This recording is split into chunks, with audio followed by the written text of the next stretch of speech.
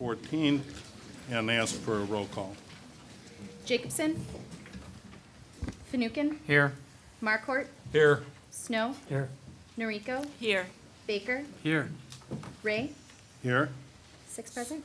Thank you. Let me call Detective Sullivan forward to lead us in Pledge of Allegiance, and I'll ask you to please rise.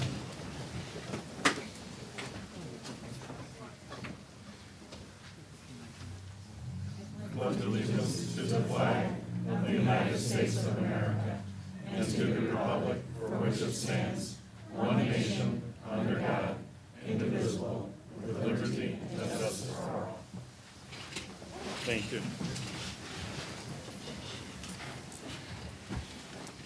We have before us tonight's agenda. Are there any additions, deletions to that agenda? Hearing none, I'll ask for a motion to approve. So moved. Moved by Alderman Markort. Is there a second? Second. Seconded by Alderman Noriko. A roll call, please. Jacobson. Yes. Fanouken. Yes. Markort. Yes. Snow. Yes. Noriko. Yes. Baker. Yes. Ray. Yes. 7 yes. Thank you. Moving to special items, presentations, we have swearing in of Anthony Favor as Alderman of 7th Ward, and I'll ask do we have an officer to swear in also? Okay, I'll ask for both of those to be conducted then. Judge Waller will be doing the swearing-in ceremony for us.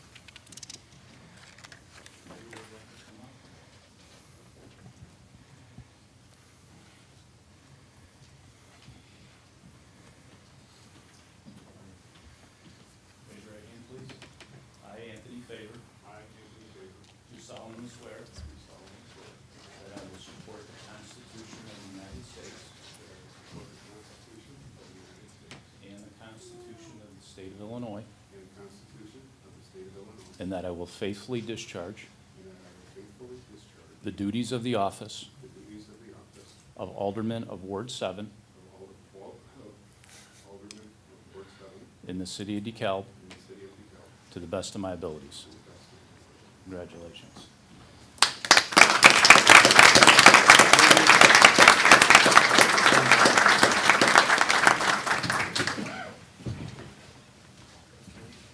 Congratulations. Welcome aboard.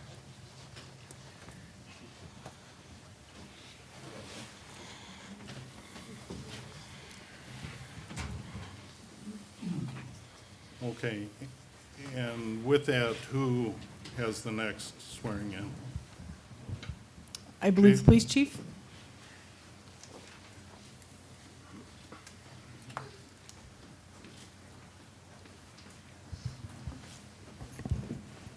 Thank you, City Council, City Administration, and our community for being here tonight, and our officers and staff for supporting this. Tonight, I want to bring to you Jeff Weiss. He's a corporal being promoted today to sergeant. And I want to tell you a little bit about him before we get him sworn in. Jeff was born and raised in Aledo, Illinois. I got to be honest with you, I wanted to Google it and find out where Aledo was and what it was all about, but I didn't get to it today, so I apologize for that. But I think before we go any further, I'd like to get Jeff's family up here. His mom and dad are here, Kim and Jack. Why don't you come on up? I don't know if any of your brothers or your sister are here, okay, but let's give them some honorable mention. Brothers Michael and Jacob and sister Megan. His DeKalb family is here as well. Colette, why don't you come on up? You can bring that crew with you too. They have 3 children between Jeff and Colette. They've been married, and according to Jeff, for 10 wonderful years. 3 children, Annalie, Cora, and August. So, quite a nice family. Let me tell you a little bit about Jeff's education. In 2003, he was a graduate of Illinois State University with a bachelor's degree in criminal justice and a minor in business administration. He was a 4-year member of the ISU football team. I have to admit, some of those skills have transferred well into the police world. In 2013, he was a graduate of Northern Illinois University's Master's in Public Administration programs. He got an MPA at a very prestigious school for MPAs, so that's pretty impressive. His experience began in '04 as a police officer with the Woodridge Police Department to 2006. And at that time, he came to us in January of 2006, joining the DeKalb Police Department. He's been there ever since. He's a former member of the State Police-sponsored Task Force, North Central Narcotics Task Force, where he did undercover work in regard to narcotics enforcement. He's also served with the city's, just a couple years ago, created Targeted Response Unit, which dealt with street crime, quality of life issues, and a variety of other things. He's held other responsibilities at our police department to include field training officer. He leads the volunteer program at this time. We have a pretty robust volunteer and policing program. Was a bike officer as well. So without further ado, I'd like to ask Judge Waller if he would join us and administer the oath. Raise your right hand, please. I, Jeff Weiss, do solemnly swear that I will support the Constitution of the United States and the Constitution of the State of Illinois, and that I will faithfully discharge the duties of Office of Sergeant of the Police Department in the City of DeKalb to the best of my abilities. Congratulations.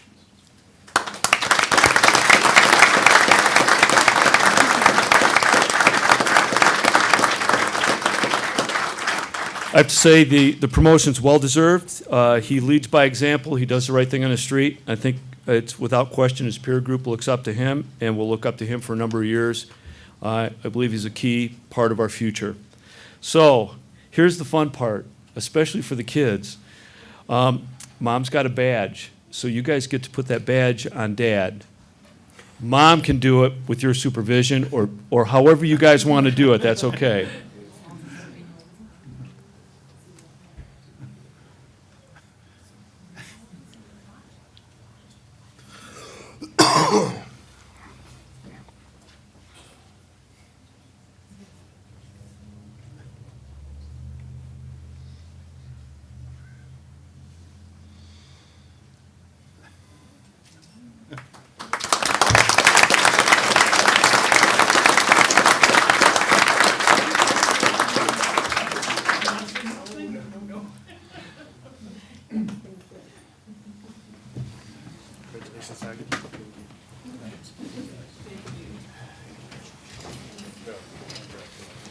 Thank you.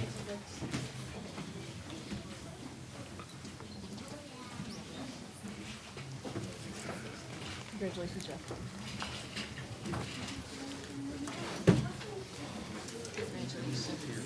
Probably. You already got two. And let me turn at this point to City Manager Amory Gora for an introduction.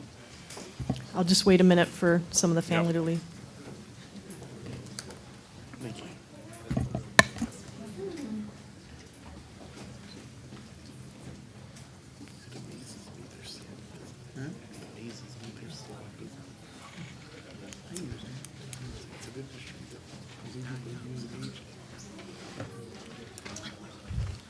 Thank you, Tim.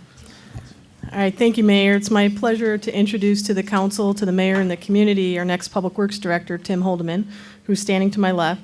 Today is Tim's first day, so not only does he have the typical work day, but they added that, the Committee of the Whole and the City Council meeting on top of it. Tim has a diverse background, including work both in the private and public sectors. He began his career as an exploration geophysicist for Amoco Production Company, where he was responsible for developing drilling prospects in the Appalachian Mountains and Texas. He then transitioned to managing a water resources company in Ohio, growing it from a fledgling business to a regional leader. Tim transitioned to the public sector when he joined the City of Rockford. He joined the Rockford Water Division in 2003, so he's been there for over 12 years. He developed, managed, and successfully completed a $75 million water system improvement program and established a $30 million long-term capital improvement program for the community.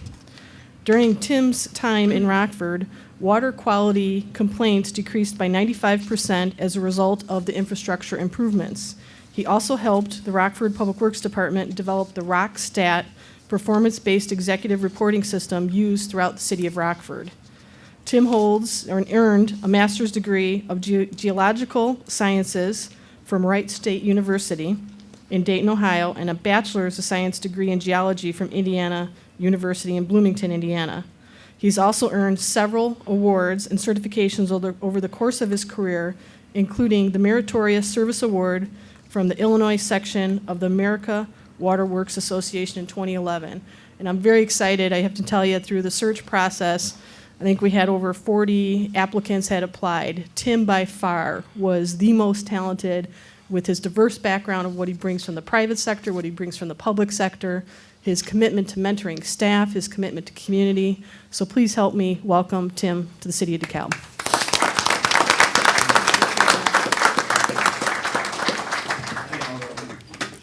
Again, Tim, welcome. Thank you.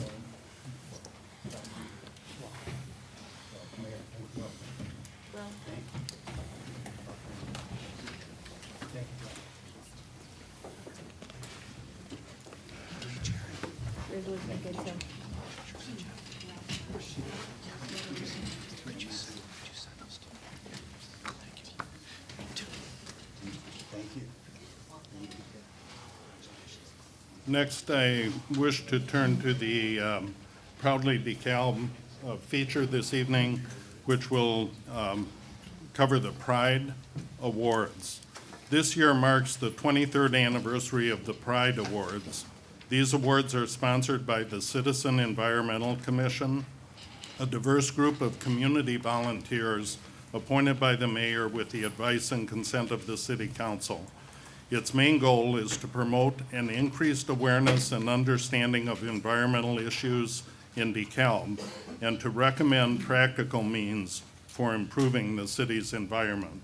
And to present these awards this evening, I'm going to ask Bill Olekno to come to the podium and announce the recipients and the respective awards. Bill?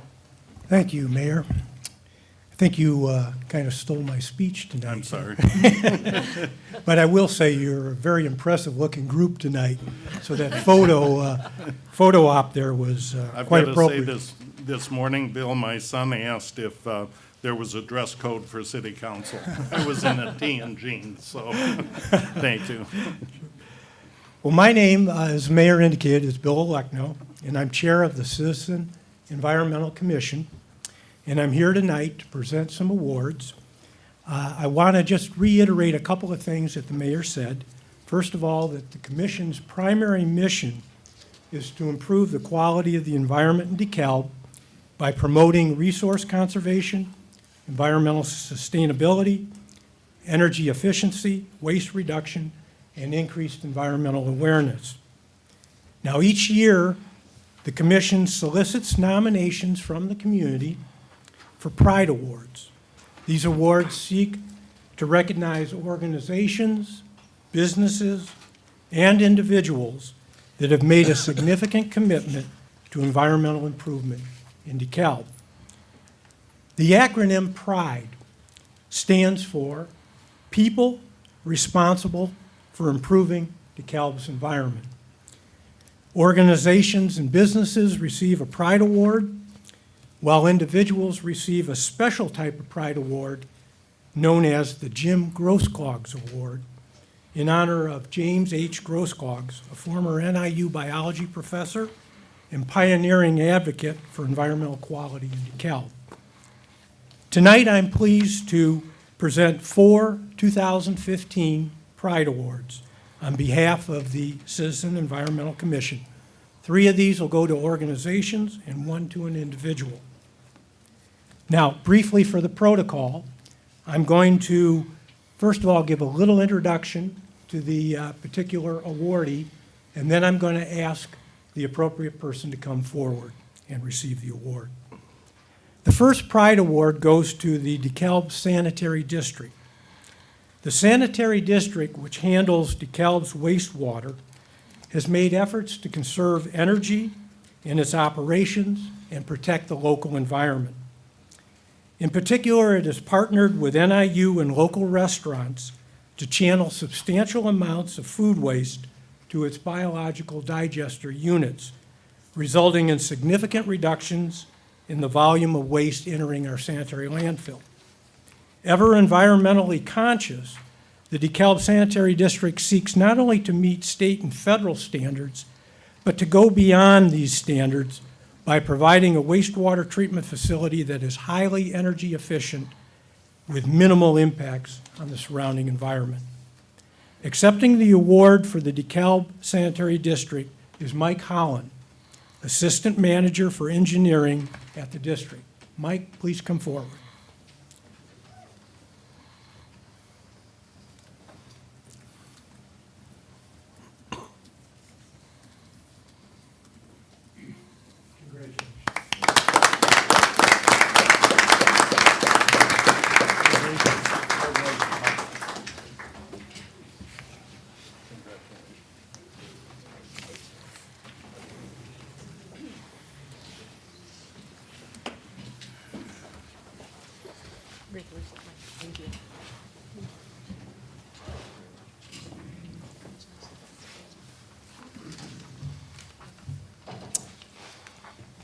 The second Pride Award goes to DeKalb County Community Gardens.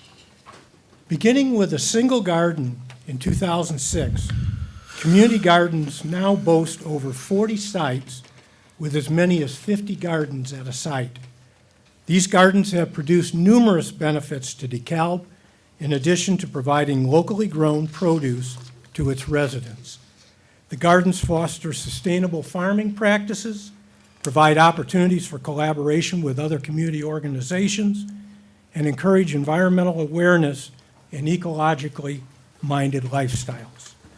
In a relatively short time, DeKalb County Community Gardens has produced dozens of nutritious food for local pantries, daycare centers, schools, senior citizen facilities, and Meals on Wheels. Accepting the award for the DeKalb County Community Gardens is Dan Kenny, its founder and executive director.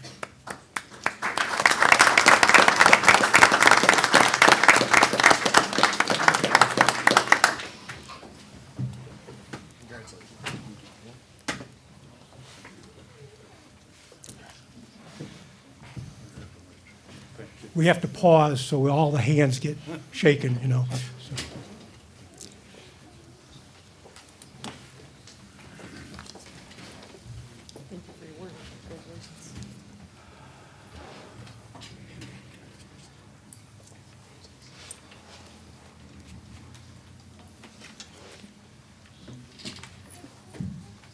The third Pride Award goes to the Goodwill Industries of Northern Illinois. This organization has been an ongoing, enthusiastic collaborator with the NIU Institute for the Study of Environment, Sustainability, and Energy, and NIU Housing and Dining to keep usable materials out of our local sanitary landfill. Over 23 tons of materials have been effectively diverted. Goodwill also is firmly committed to becoming a zero-waste organization and has been an avid promoter of recycling in DeKalb and surrounding areas. Accepting the award for for Goodwill Industries of Northern Illinois is Sam Schmitz, president of the organization.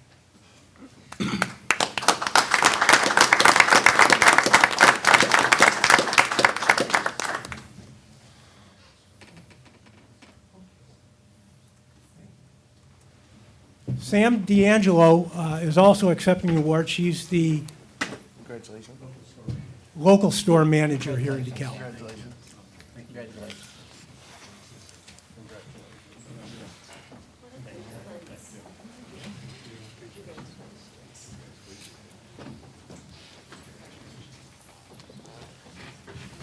Congratulations and thank you.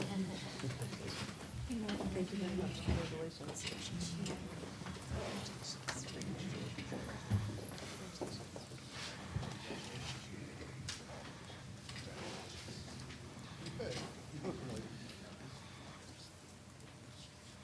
The final awardee tonight is Melissa Burlingame, who is being presented with the Jim Grossklogs Pride Award. Melissa is the Outreach Communication Specialist with the Environmental Studies program at NIU. Her nominator writes that she uses her depth of knowledge about environmental sustainability to effectively partner with various community groups. She also actively engages her students in challenging community projects, such as those involving waste reduction and energy conservation. In addition, she coordinates the Green Living program at NIU.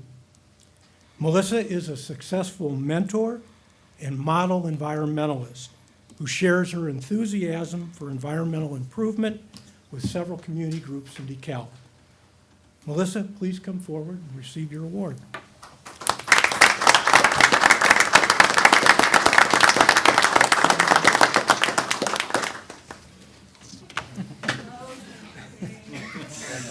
You had a pose for Jacob, I know.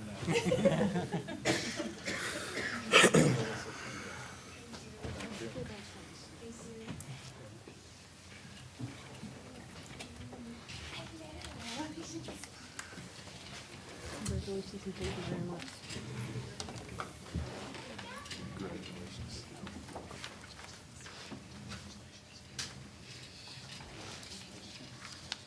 This concludes our awards for tonight. Thank you for allowing me the opportunity on behalf of the Citizen Environmental Commission to recognize these outstanding honorees for 2015 Pride Awards. Bill, thank you.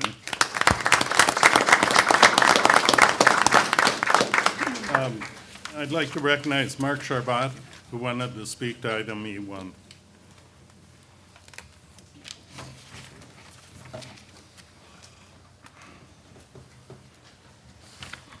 This has to do with a special item of the appointment of the 7th Ward alderperson. I'd like to welcome our newest alderperson, though I do have some questions about the process involved in the appointment. It is my understanding that really only one individual did apply for this position, and that the mayor ended up seeking out others to apply. So I'm kind of saddened by that fact, that the mayor actually had to seek out individuals. I'm sure Mr. Favor will do a very unbiased job and will consider all aspects of all the issues that come forward. I do remind our new aldermen to please keep in mind that you are working for the public, not for the city council, and that you keep your constituents in mind when you make all votes. You don't owe the mayor anything, so keep that in mind, and welcome aboard. Thank you. I would just like to clarify for the public record, an announcement was made of the Ward 7 alderman position being available. Citizens were welcome to submit letters of interest and resumes for that position, for consideration, for my consideration of appointment to that position. Mr. Favor was my choice. I announced at our last meeting out of a field of 4 individuals who had expressed interest in the position. Presentations. This evening we have the comprehensive annual financial report for fiscal year ending June 30th, 2015. I'll turn to Financial Director Kathy Haley. Thank you, Mayor. In the packet, there was an electronic copy of not just the comprehensive annual financial report, but also the management letter. And then you all received hard copies this evening as well. We have 2 representatives here tonight from Lauterbach and Amen. Jamie Wilkie, who's going to give a quick overview in 1 minute, and then Don Shaw, who was our head auditor during the process. So welcome. I want to just note that the management letter this year had no new comments during the process for fiscal 15, and all open comments had either been closed or are in the process of being closed. We also ended the year at a very nice fund balance reserve at 23.44% unassigned fund balance in the general fund of actual expenditures, or $8,018,755, which is the strongest the general fund balance reserve has been in the past 10 years, which is wonderful. So we're continuing to strive towards our 25% fund balance goal. So without any further ado, I will introduce Jamie. Thank you. Welcome. Tonight, I'll briefly cover some of the key highlights within the audit. I just want to reiterate a little bit of what Kathy stated. This was a very clean audit process. It is about a 6-month process from start to finish. Kathy and her team were well prepared. We're here on time, filing all of the necessary reports as required under state statute. So we certainly thank Kathy and her staff for their efforts because it is obviously a very large undertaking getting ready for the audit. So thank you. I do want to cover the large bound document that you have before you. So if you have that handy, I will provide page number references for a few key items. First of all, I'd like to note that the city received for June 30th, 2014's audit, the Certificate of Achievement for Excellence in Financial Reporting. Just a reminder, this is a third-party review of the financial statements. This is really the highest level reporting in the government world, and certainly the city received that award, and we would again anticipate the 2015 audit also receiving that award. So that will be submitted by the end of this month to that program. Secondly, I'd like to point out the audit opinion on pages 1, 2, and 3 of the document. So if you flip back just a handful of pages in that large bound document, the city received what we call an unmodified audit opinion. That is the highest level we are able to issue. That means the financial statements are free of any material misstatement. And you'll see that outlined on pages 1, 2, and 3 of the report. Immediately after that, you should see a divider page called Management's Discussion and Analysis. Kathy has provided 12 pages here. This is really the executive summary to the audit. I know it's a very large document to get through it from start to finish. Takes a lot of effort, and so certainly to have an executive summary is a great supplement to reviewing that report. Within those 12 pages, Kathy's done an outstanding job of highlighting some of the key transactions for the year, as far as revenue trends, expenditure trends. I know she talked about the increase in the reserve balance in the general fund this year. So we're almost at that 25% target. Hopefully next year we're here presenting saying we've made that target. But great strides through this year's audit as far as correcting management letter comments and getting those reserves built back up. I do want to point out one other key area within the audit document, and that's actually the very last section, starting on page 163. Pages 163 through the end of the bound report will provide what we call our statistical section.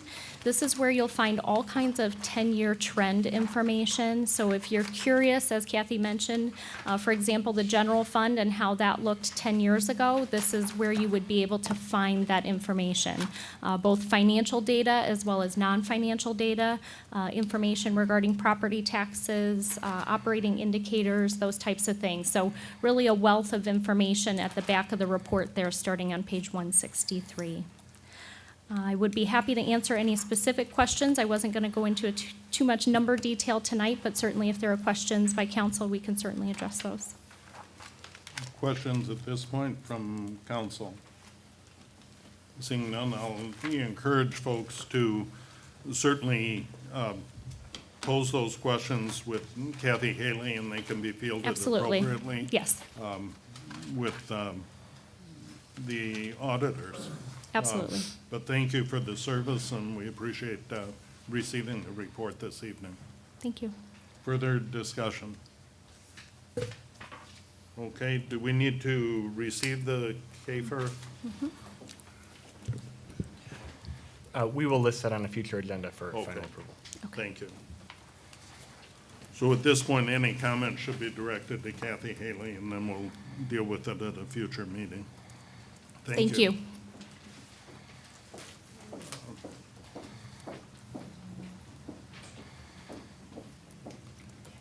Okay, moving to consent agenda. We've got a number of items on the consent agenda. John, Yes. public participation. Thank you, Bill. Anyone wishing to speak to items not specifically on the agenda? I've got individuals registered to speak to specific items, and I'll call on those at the time. But this would be the opportunity to speak to anything that's not on the current agenda. very And quick. identify yourself by name, please, for the clerk. Oh, Bessie Chronopoulos, 423 Gale Avenue. Thank you. Real quick question. I don't know if you're going to answer it because you're not in the habit of answering questions in this forum, but I'm trying to obtain minutes from a closed session, which probably took place in December, maybe November of last year. And it was in regards to the settlement agreement that was discussed, the settlement agreement which eventually led to the Civic Plus contract being agreed to. And if I'm not mistaken, those minutes should be released within a 6-month period. It's been over a year. So, and there's really no reason, since it's been acted upon already. It's not like there's something in litigation or anything like that that would preclude that information from being made public. Council, Ms. Chronopoulos, council will be acting on closed session executive minutes in the near future. They are reviewed regularly on a 6-month basis. They'll be coming forward for public action. So every 6 months they're reviewed? Is that, so has that set of, if that's been reviewed, then if somebody from staff could tell me where I could locate those, then I won't have to bother you. They've been reviewed by council in executive session. They will be coming forward in a public meeting for action in the future. That still doesn't answer the question, because if it's been 6 months already, it's something that should be accessible like right now, correct or not correct? Dean, can you help me clarify? I feel I've answered the question. I believe the answer is that the council has reviewed the minutes and has approved them, but has not authorized them for release. The council reviews executive session meeting minutes on a rotating schedule, as the mayor indicated. Minutes were last reviewed on August 10th. And we anticipate having meeting minutes on the city council's agenda for approval at the next meeting. That would constitute approval, but not necessarily release of minutes. And those meeting minutes from executive session meetings are reviewed by the council on a regular basis as required by the Open Meetings Act. Okay, thank you, thank you. Both of you guys are addressing from August of 15, and Betsy's asking about November, December of 14. Am I correct? You are correct. So did in fact, and I missed that meeting, so I'm curious as well. Did anything happen in closed session in regards to that? And if so, is it released yet?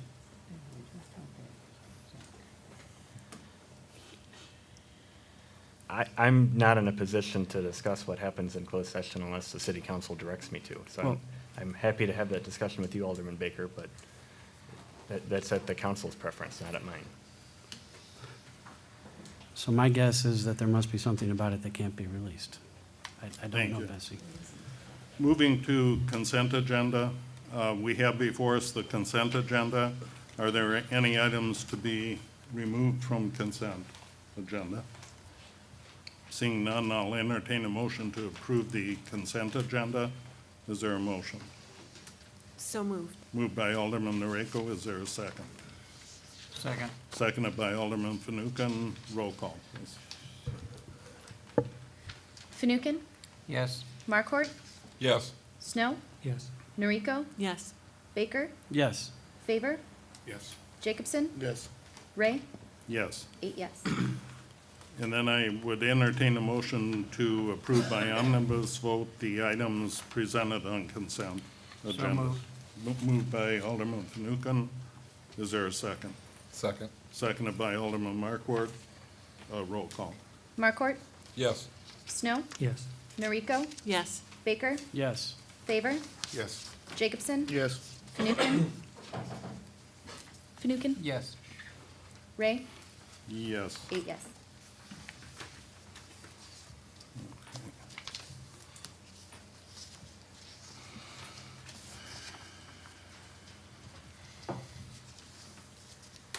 Okay.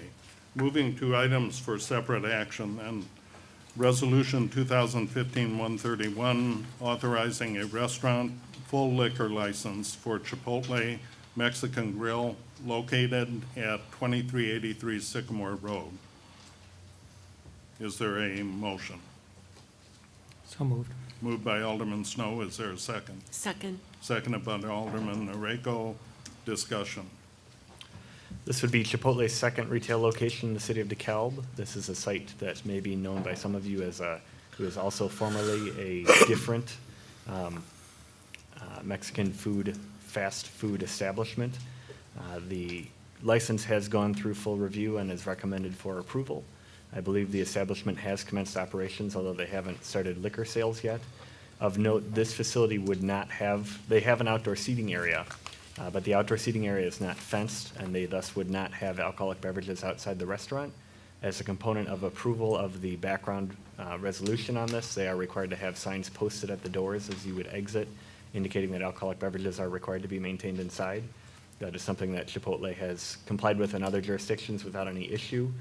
We don't have any negative reservations regarding this. It does have a positive recommendation for approval. Further discussion? Seeing none, I'll ask for a roll call. Snow, Yes. Noriko, Yes. Baker, Yes. Favor, Yes. Jacobson, Yes. Fanouken, Yes. Markort, Yes. Ray, Yes. 8 yes. Thank you. Motion carried. Resolution 2015-132, approving the transportation improvements projects for federal fiscal years 2017 through 2021 at the DeKalb Taylor Municipal Airport. Is there a motion? So moved. Moved by Alderman Snow. Is there a second? Second. Seconded by Alderman Markwart. Discussion. Manager Cleveland? Mayor and City Council, what you have before you is our 5-year transportation improvement program. Every year, we go down to Springfield and put this program in front of the Federal Aviation Administration and the Division of Aeronautics. They help us craft this improvement program for the airport. They did that third item, you see a concrete ramp to replace some of the asphalt that's out on front of our main ramp because we have increasing traffic on it. It's getting worn. So the first 3 projects are the most important right now. Basically, what you're doing is approving our program. This isn't approving any projects. So this is a 5-year program the FAA and the Division of Aeronautics and the City of DeKalb came up with to present to you tonight. Tom, the one question I had, there was a construction of a facility to house snow removal equipment. Are options being considered for that construction, potentially existing buildings or space? Right, we have, there's a existing building right next to our airport maintenance building on airport. It's not airport property. One of the reasons we're looking at moving out of our existing airport maintenance building is there's some interest in putting a flight department or aircraft back in that hangar because we're using a hangar for our maintenance facility. So yeah, there's an existing building out on the airport itself, again, off airport property, and we're working with the FAA right now to see if we can implement that to purchase an existing building. I would recommend that if we can do that. Okay. But am I correct that the construction is in this TIP plan? Yes. Okay. Mayor, Yes. Alderman Baker? I'd like to follow up on that. I see 10% city and 90% federal. What sort of restrictions are we going to be tagged with? And in the later part of the meeting, we're considering a $20,000 fee for us to pay up to $20,000 to rent a piece of equipment that costs $250,000. What if we, in the future, or even this year, go back to Elliott and Wood, who have all this equipment sitting idle, and guys on basically vacation for much of the winter that they can bring back and on a as-needed basis if it ever does snow? What if we decide not to make this $250,000 investment in this one piece of equipment, or to fix the aging fleet that maybe we want to fix our fire trucks and ambulances first. What if we go back to telling you, outsource that? Are we going to be stuck with some sort of a rule from the feds that we have to pay back that 90% that they're financing? In other words, can you get a more broad use of this and not be tying us down to just the snow removal equipment? Right. To get federal money, that's what they give money for, is a snow removal equipment building, and basically that's all it is. What we're trying to do with this other building that's by the airport, they will pay up to about 65% for that building, and we'll have the rest of that area in that building to store the things for fire department, police department, whatever. But, again, I would recommend looking at that other building that's out next to the airport. We'd get more bang for our buck, we'd get more room, we'd have more storage capability at the airport. So that's what I would say. Well, I'm not maybe expressing myself. If we take the federal money for snow removal equipment and we don't maintain that fleet down the road, and we don't use that equipment, or we auction it off and don't want to use it for snow removal equipment anymore, can we still keep the building and not pay them back their 90%? Yes, but I would not recommend, I would recommend a contractor on the off-runway taxiway areas. On the runways and taxiways, it's not safe. I do not recommend that for a Tom, contractor to do that. Do I understand correctly, this tip can be modified annually? Yeah, Or- this is a working document. We can modify this next week if we'd like to, but it is a working document. Thank you. Other discussion? Alderman Do Fanouken. these projects still need to come back to us though individually for approval? Yes. Tom indicated they would. Right. Yes. All right. Are you ready for the question? A roll call, please. Noriko? Yes. Baker? Yes. Favor? Yes. Jacobson? Yes. Fanouken? Yes. Markort? Yes. Snow? Yes. Ray? Yes. 8 yes. Thank you. Motion carried. Moving to Resolution 2015-133, authorizing the execution of an agreement pertaining to the demolition of certain properties within the city of DeKalb. Is there a motion? So moved. It's been moved by Alderman Baker. Is there a second? Second. Seconded by Alderman Markwart. Discussion. In the absence of Community Development Director DeVita this evening, this is a project that the city has anticipated for some time, the demolition of what are referred to as the Shodine properties along Lincoln Highway, Pearl Street, and Ann Street, including the former city waterworks building on Ann Street. What's contemplated here is a resolution that would authorize the city to go forward with an agreement for those demolitions. There are some unique circumstances that arise. There is a well within the former city well house that was never properly abandoned that we have located, which would be a city responsibility to abandon. We have confirmed with the DeKalb County Health Department, which is the agency having jurisdiction over that, what the requirements are. They are relatively minimal, but that permitting would be done with the city as owner of the well. The other primary issue is with regard to utility disconnections. The property owner has been working extensively with the sanitary district to develop a plan for orderly disconnection of all of their individual sanitary services. And similarly, the city's water superintendent has looked at this and has come up with his recommendation regarding abandonment of the individual water services to the property. The determination was that it was not in the city's best interest to dig up the sidewalks and streets at this point in time to terminate each individual service. There are individual services for each of the properties, but rather to essentially cut the pipes off on the property side of the B-box. And at a future date, either when there's redevelopment of the site that would tear up the street, or there's a city water improvement project or paving project that would tear up the street, the connections would be abandoned at that point in time. That would remain an obligation of the property owner unless that's something that the city chose to take on because we were replacing the water main, for example.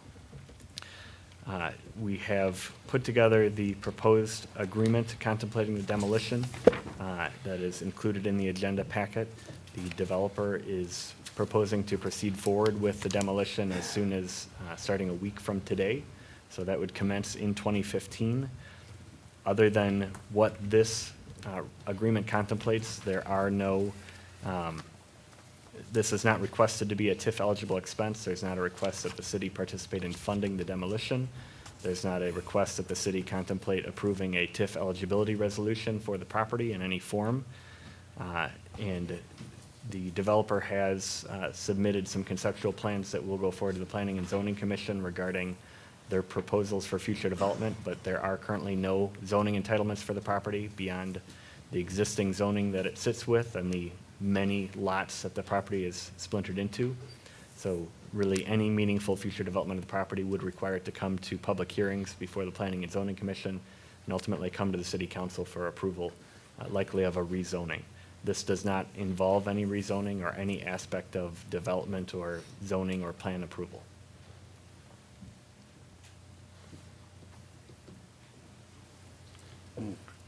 Alderman Baker. This has been, this particular part of DeKalb has been a hot topic at every election for years and years and years, and I have to commend our current staff. I can't help but wonder if maybe the new people on board helped to initiate this, because the people that were gone were the ones saying that Shodine could not tear these down or he would not be TIF eligible. And I really like the sound of TIF not being on the table right now, and that the property's going to be cleaned up, and people driving by are going to have positive feelings about DeKalb, where that generated so much negativity. This is a great move. Thank you. The city has received very positive feedback from adjoining property owners with regard to the previous demolition that was accomplished along Lincoln Highway, and this will be a very significant extension of that project. Alderman Norrego. I have a question about that water building. Does that have any historical value or interest? I mean, it's always looked like a really old building to me. And Have you been in it? no. So, I mean, it's, people are so often excited about something that's old, so, or is it just old? It doesn't have any particular historic value that's been identified to date. Moreover, there's been some very significant deterioration of it. There are Okay, portions of fine. it that are failing, and there are portions of it that were permanently modified by a previous owner that would make it very difficult to utilize it for any form of historic preservation. Yeah, I'm not suggesting that everything that is old is worthy of being saved. Okay, thank you. We donated water tower to Star Properties as about 14 years ago at Russell and Lucinda. So it's not the first time a water pumping facility is. Decommissioned. That's a great word for it. I do think there was an electrical company that rented that for a while, and they ran a business out of it.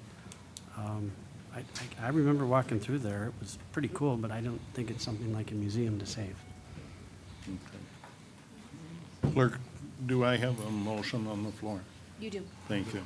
Is there further discussion? Alderman Markworth. It says that we were interested in waiving the permit fees for the demolition. Are we will the city be having additional work supervising this that, we're missing out on? The permit fees that are ordinarily applicable to demolition, as outlined in the backup memo, and I don't have the numbers at my fingertips, but it is a matter of, I think, typically $200 or $300 per property, and there's a small per square foot fee. The city's involvement with this is going to be more oriented towards the city utilities that we're concerned about disconnecting from, and the silt fence and related issues, ensuring that we're containing the site. There's not really a relationship between the demolition permit fees and work that the city would be involved in on a demolition of this magnitude. Okay. Alderman Jacobson. There's no inspections done, post-demolition, or testing or anything that we have to do on the city side? inspection post-demolition, I am confident that the Public Works Department and the city engineer will be involved in some aspects of that, ensuring that the grading is acceptable and such, but there's not, city code doesn't have a formal process for it. I will say that when we brought the last demolition to city council for a city-initiated demolition, we noted that our demolition procedures are somewhat outdated, and we do anticipate bringing some recommended changes to that to you that would affect projects like this in the future. But we have been working closely with the developer trying to enable this demolition. As we understand, it's a priority for the community and the council. There is a coordination meeting today involving their staff and city staff to make sure that we've identified all the relevant issues. And we believe that we're in a good position to proceed forward if the council should authorize it. But in terms of the well, how does that fall back to our responsibility if it was sold privately? The issues relating to the well are several-fold. One is that we believe we've identified potentially active water mains that still connect to or near the well building, and the city would want to be involved in identifying and exposing and capping those. With regard to the well itself, the recommendation of our water supervisor was that since it was a city well and it was permitted as a city well, it should have been abandoned at the time the city sold the building and wasn't. The expense associated with abandoning it is essentially, from what I understand, a licensed well contractor is required. They cut the pipe off at or near the ground, and they fill the well casing with 50-pound bags of bentonite, which solidifies in it, and that's the method of capping. There's a permit issued by DeKalb County, but it's essentially a same-day permit for the well capping. They felt that because it should have been capped originally, it should remain a city responsibility, and moreover, they wanted to have the oversight over it to make sure it was done properly. Further discussion? Alderman Favor. In the earlier meeting, we were talking about, it was last month, we were talking about tearing down some properties and requiring fencing and things like that. Is that part of this plan for demolition? We did look at that. The nature of the site is somewhat challenging because, for example, along Lincoln Highway, many of the properties have retaining walls that immediately abut the sidewalk, and those are going to be removed. The property is going to be restored to essentially a level graded site. So we're going to be working with the property owner on some selective, from time to time, sidewalk closures when they're doing that work. We are going to maintain through access on Pearl Street under the railroad underpass there to maintain that connection for the community and for public safety responders. Given the size of the site and the nature of the work to be done, we had some challenges identifying a reasonable means of fencing it. So instead, what the agreement contemplates is that every day on a daily basis, they have to render every work site safe. So what they're contemplating is a demolition at a pace where they'd be taking out a property a day and having that site, individual site, restored to a level condition that doesn't have hazards. If they can't do that with respect to a given property, we'd be fencing off an individual excavation area to maintain public safety. Other discussion? Seeing none, I'll ask for a roll call. Baker, Yes. Favor, Yes. Jacobson, Yes. Yes. Fanouken, Markort, Yes. Snow, Yes. Noriko, Yes. Ray, Yes. 8 yes. Motion carried. I apologize. There are two individuals registered to comment on items that were in consent agenda. I'm going to return to those and ask, Bessie, do you wish to speak to F1 minutes? You've already. I already did. Okay, thank you. That was what I did. Mark Charbat, F3.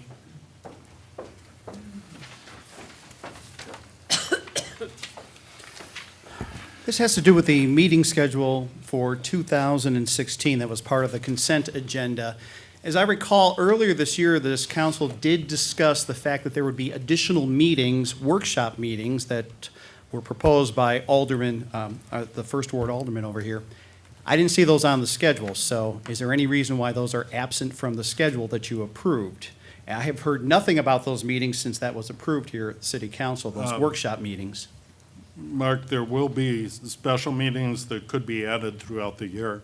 Diana Robinson from the Center for Governmental Studies spoke to one of those that we're in the process of scheduling for January. Right. Which will deal with the strategic plan.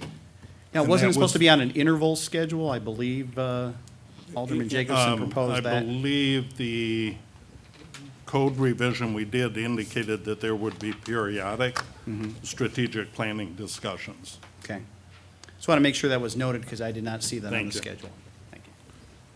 Moving to authorizing the purchase of a STEP 2.0 heated asphalt patch machine from Bunnell Industries in an amount not to exceed $21,842. Is there a motion? So moved. Second. Moved by Alderman Jacobson and seconded by Alderman Baker. Discussion. I thought we, Unless- I thought we already I'm approved sorry. this. I thought we already approved this a while back, to go ahead and get it. I'll ask City Engineer Leskowski. Yeah, this is an item we did bring before you on May 22nd. It was at the Finance Advisory, the Joint Finance Advisory Committee, and it was brought to staff and council's attention that we were having a difficult time patching holes in the middle of winter. So this item's here because we returned with 3 quotes based on that discussion. We got them from Bunnell Industries, Step Manufacturing, and Koenig Body and Equipment. So this is essentially authorizing the purchase of the lowest bid item to get those holes patched in the wintertime. Further discussion? Seeing none, I'll ask for a roll call. Favor? Excuse me. Yes. Jacobson? Yes. Yes. Fanouken? Markort? Yes. Snow? Yes. Noriko? Yes. Baker? Yes. Ray? Yes, 8 yes. thank you. Authorizing the rental of an end loader for use at the DeKalb Taylor Municipal Airport in the amount of not to exceed $20,000. Is there a motion? So moved. Moved, I'm sorry. Second. Alderman Fanouken moved, Alderman Noriko seconded. Discussion. Alderman Baker.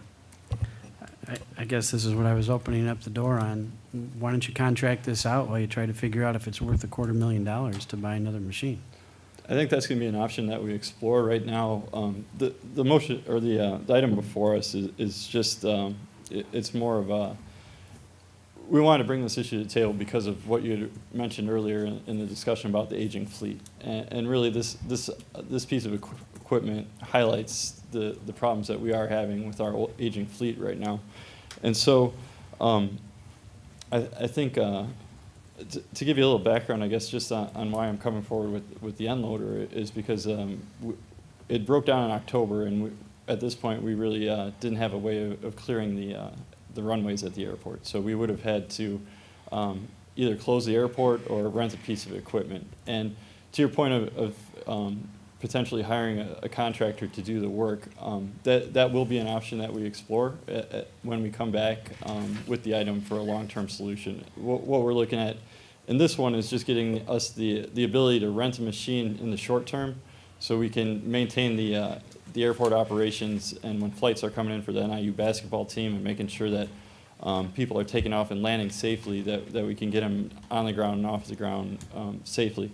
So that's certainly an option that we're going to consider in the future, is looking at the possibility of contracting that service out.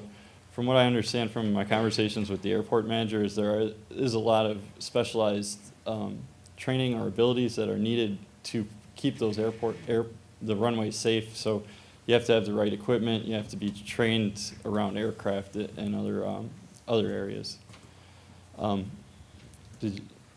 I'm sorry, you looked like you were going to say something.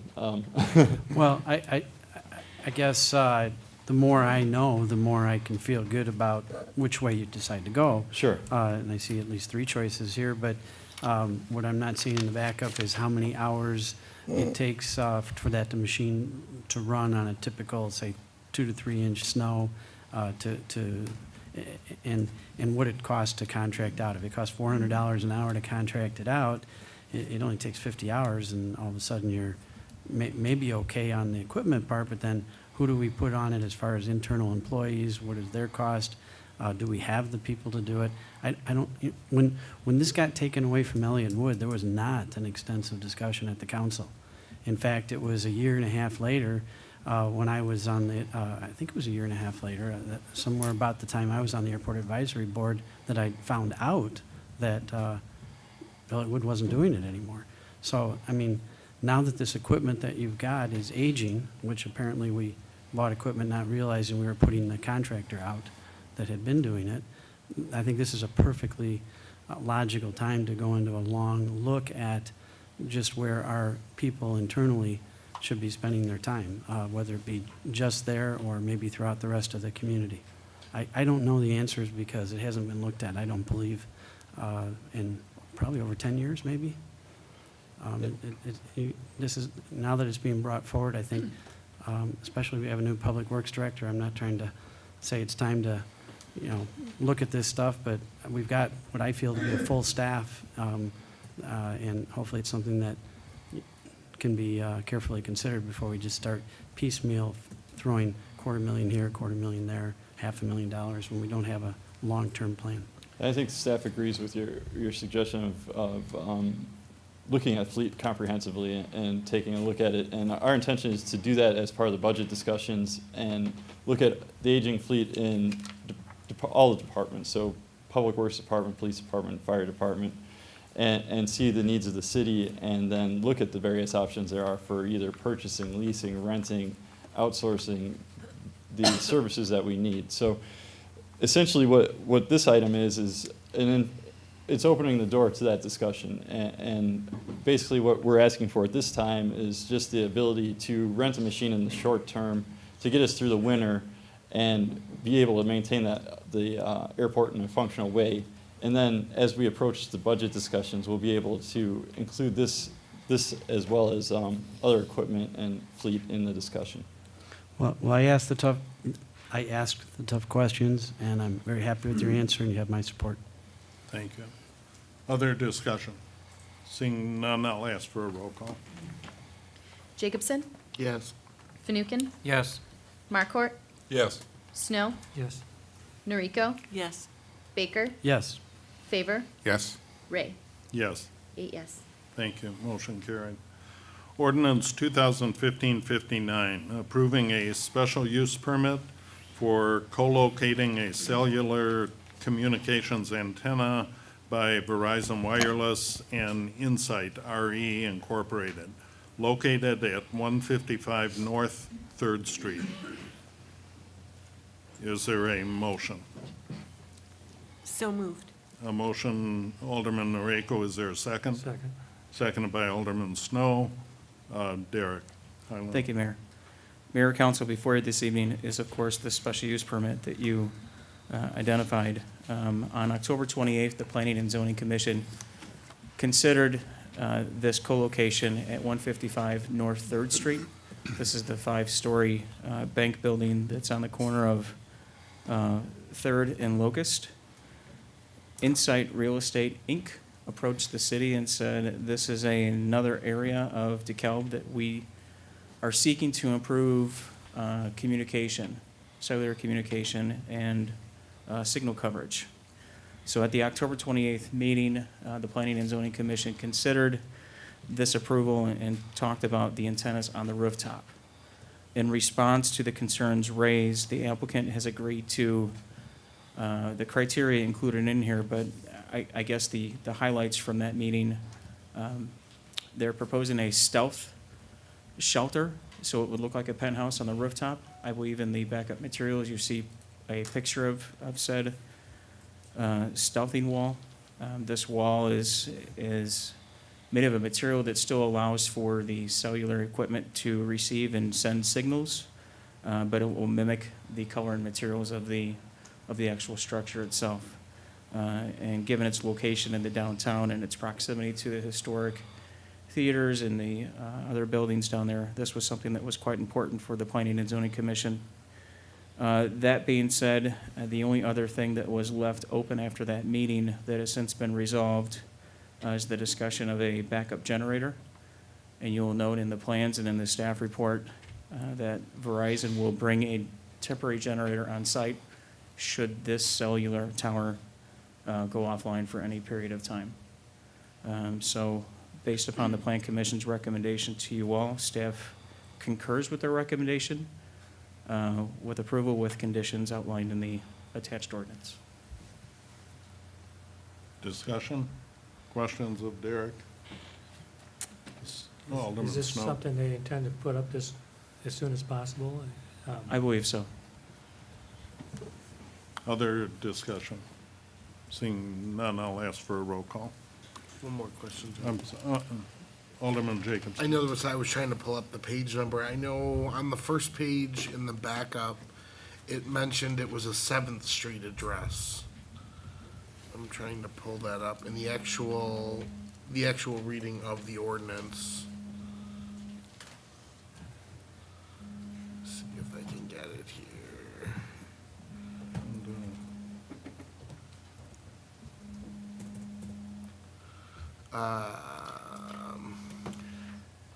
Is right there, the- page 746.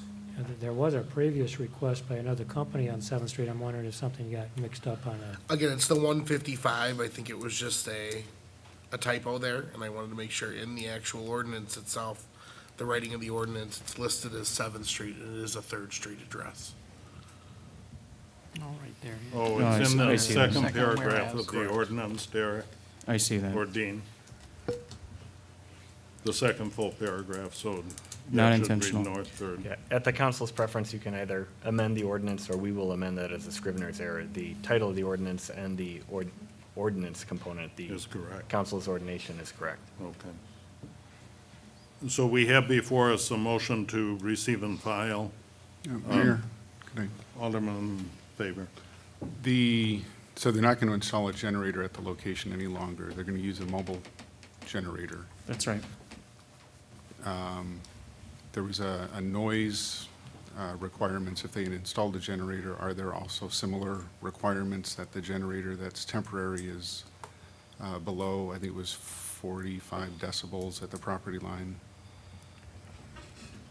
So the discussion that the Planning and Zoning Commission had for the permanent installation of the generator, they got into the number of times that it was tested throughout the month, the approximate location to the property line, sans the generator's enclosure that they were proposing. I would submit that the city's noise ordinance would still prevail on any, whether it's in temporary or long-term solution. So right now, the Appleton plug, I believe, is located directly on the south side of the building. So the southwest corner. It's not near the property line, but if an issue were to arise from its location, we would have to talk to the applicant, the property owner. Further discussion? Is there, okay, we have the motion before us to receive and file. I'll ask for a roll call. Fanouken, Yes. Markort, Yes. Snow, yes. Noriko, Yes. Baker, Yes. Favor, Yes. Jacobson, Yes. Ray, Yes, 8 yes. thank you. And it's Alderman Snow. I'd like to make a motion to waive second reading and approve final reading. Second. It's been moved by Snow, seconded by Fanouken to waive second reading and approve this evening. Discussion? Roll call. Markort, Yes. Snow, Yes. Noriko, Yes. Baker, Yes. Favor, Yes. Jacobson, Yes. Fanouken, Yes. Ray, Yes, 8 yes. thank you. Thank you. Thank you, Derek. Ordinance 2015-55, authorizing the 2015 levy and 2016 collection of taxes in and for the corporate and municipal purposes of the city of DeKalb for fiscal year 2017. This is before us in second reading this evening. I would ask for a motion. John, I'd like to move that, again, with option 5 is amended, including the library amount. Okay. Bill, if it's acceptable, I'd like to incorporate the specific dollar amount in that motion. a motion authorizing the 2015 levy and 2016 collection of taxes in and for the corporate and municipal purposes of the city of DeKalb for the fiscal year 2017 in the amount of $12,517,554. Is that acceptable to you? Yes, John. Okay, is Mayor, there a second? Can I just say Yes. 12 million for the sake of everyone here? I- 12,517,000. I'm really upset you caught that. I was going to Did make I him miss stick the to it. 12 million? Yes. I'm sorry. I apologize. Is there a second? You need to restate it, Mayor. In The fairness- amount is fairness, $12,517,554. Alderman Fanouken, then is that your motion? Yes. So Alderman Fanouken moved, Alderman Snow seconded. All right, let me turn to, well, let me preface noting that we have been in a two-week Q&A period in which I want to commend staff in responding to Alderman questions that have been posed on this topic. Our finance director, Kathy Haley, has done an exemplary job in focusing on the facts relative to the 2015 levy.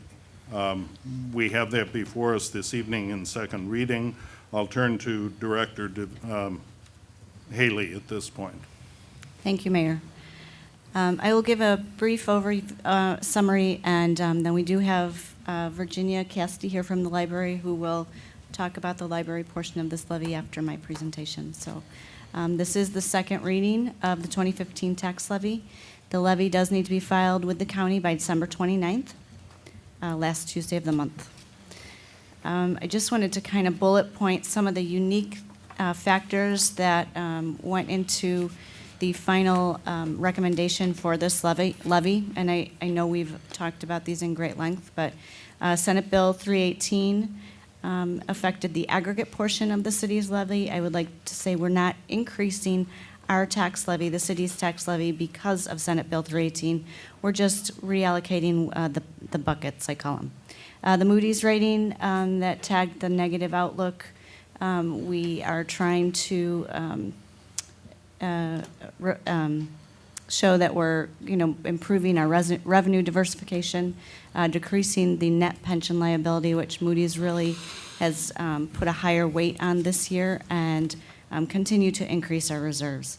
And then the actuarial calculation changes, which the mortality table changes really had the largest impact of that increase to both the police and fire pension funds, as well as the recommendation from the Finance Advisory Committee going from the lowest funding method and phasing up to the higher funding method allowed by the state of Illinois. And again, we have talked about these, but I will just go through them again. How important is it to fund employer pension obligations fully through for police, fire, IMRF, and Social Security through the property tax levy? The City Council's financial policies state that fully funding these through property taxes, Financial Policy 0103, and that the city desires to maintain a diversified and stable revenue base to reduce impacts to fluctuations in any one revenue source. These are mandated pension obligations. The city is required to fund these pension obligations. And they do currently, the Police and Fire Pension Fund is fully funded through the property tax levy. IMRF and Social Security are partially funded through the property tax levy. How important is it to focus on the Moody's negative outlook that was placed upon us just this year? We do have about a year, possibly 2 years, to try to get that negative outlook dropped without affecting our bond rating. And I want to state that our bond rating, the city has an excellent bond rating. It's a AA2 bond rating. So to have that chance to be able to drop that negative outlook, I think is good. Their recommendation to do so is to expand and diversify the tax base. They stated that while the city has maintained steady revenues from its property tax base, despite declines in valuation, this revenue source makes up a relatively small overall share of the operating fund revenues at 12.6% is what it was in fiscal 2014. The Executive Partners Incorporated Strategic Planning Review from June of 2013 goes on to state that over time, the city should become less reliant on sales tax revenue while making property tax revenue a larger part of the general fund revenue. We want to continue to grow the city's reserves and liquidity, which we have shown over time. Fiscal 15 ended at 23.44%, so we're very well on our way to reach our goal of 25%. And then the largest aspect of this negative outlook is the moderation of the city's debt and pension burdens. Changing the funding policy from the lowest level of funding allowed by the state of Illinois, which is the projected unit of credit method, to the higher level, which is the early entry age method, could help and assist in removing this negative outlook. This is just the makeup you can see of the city's revenues, and that large orange slice is sales tax. So you can see that we are very reliant on sales tax. Senate Bill 318, what is the impact of Senate Bill 318? I will go into that a little bit more. That really is just a property tax freeze potentially for the city for next year, 2016, and the following year to their aggregate base. Our aggregate base is currently just what we levy for IMRF, and the ability down the road to work under, if we are ever tax capped, under that tax cap limitation. So what has been the past history, and has the city been keeping up with the pension contributions for police and fire pension funds, as well as for IMRF and Social Security? We have funded both the police and fire pension fund at an actuarial valuation. Again, we've been funding it at the lower level. I think you will see on the next several charts that the police pension fund and the fire pension fund obligations are going to do nothing but continually rise. Unless legislation changes down in Springfield, those dollar amounts will do nothing but continue to increase. This is a really hard graph to read, but it does state that this is about the last 10 years of the city's levy. The city has not increased their levy in the past 5 years, with the exception of the library debt. However, between 2009 and 2014, the mandatory police and fire pension obligation has increased $456,552, resulting in this amount not being available for general operations. And then these are the charts that just show the steady trend for both the police pension fund and the fire pension fund. IMRF has a fluctuating cost depending on staffing, and same with Social Security costs. Can the city choose not to contribute to the police and fire pension fund? The city has a legal obligation to fund the pension funds based on the actuarial valuation from a third party. So, not really. The history of other taxing bodies, I know we have talked about that as well. This just shows the city portion of that pie has actually hovered right around 7%. It actually dropped slightly from 7.21% to 7.02%. And we're about 7% of the pie. The additional 1% is the library portion, the debt that we do not abate, showing that 8% of that is the city. So this came directly from the Finance Advisory Committee. Their recommendation was, instead of trying to jump all in one year back to the early entry age, let's try to do it over the course of 2 years. So the early entry age funding, if we were to do that, would have increased those two pensions contributions by $972,000. The lower funding method would have increased those pensions by $675,884. The difference being the 296 divided by 2 is the 148. So if you add the 148,223 to the 675, that gets you our 824,107, which is what this chart is showing. So you can see this is the option 5 recommended levy. This currently does not incorporate the library, but we'll show the library in there at the end.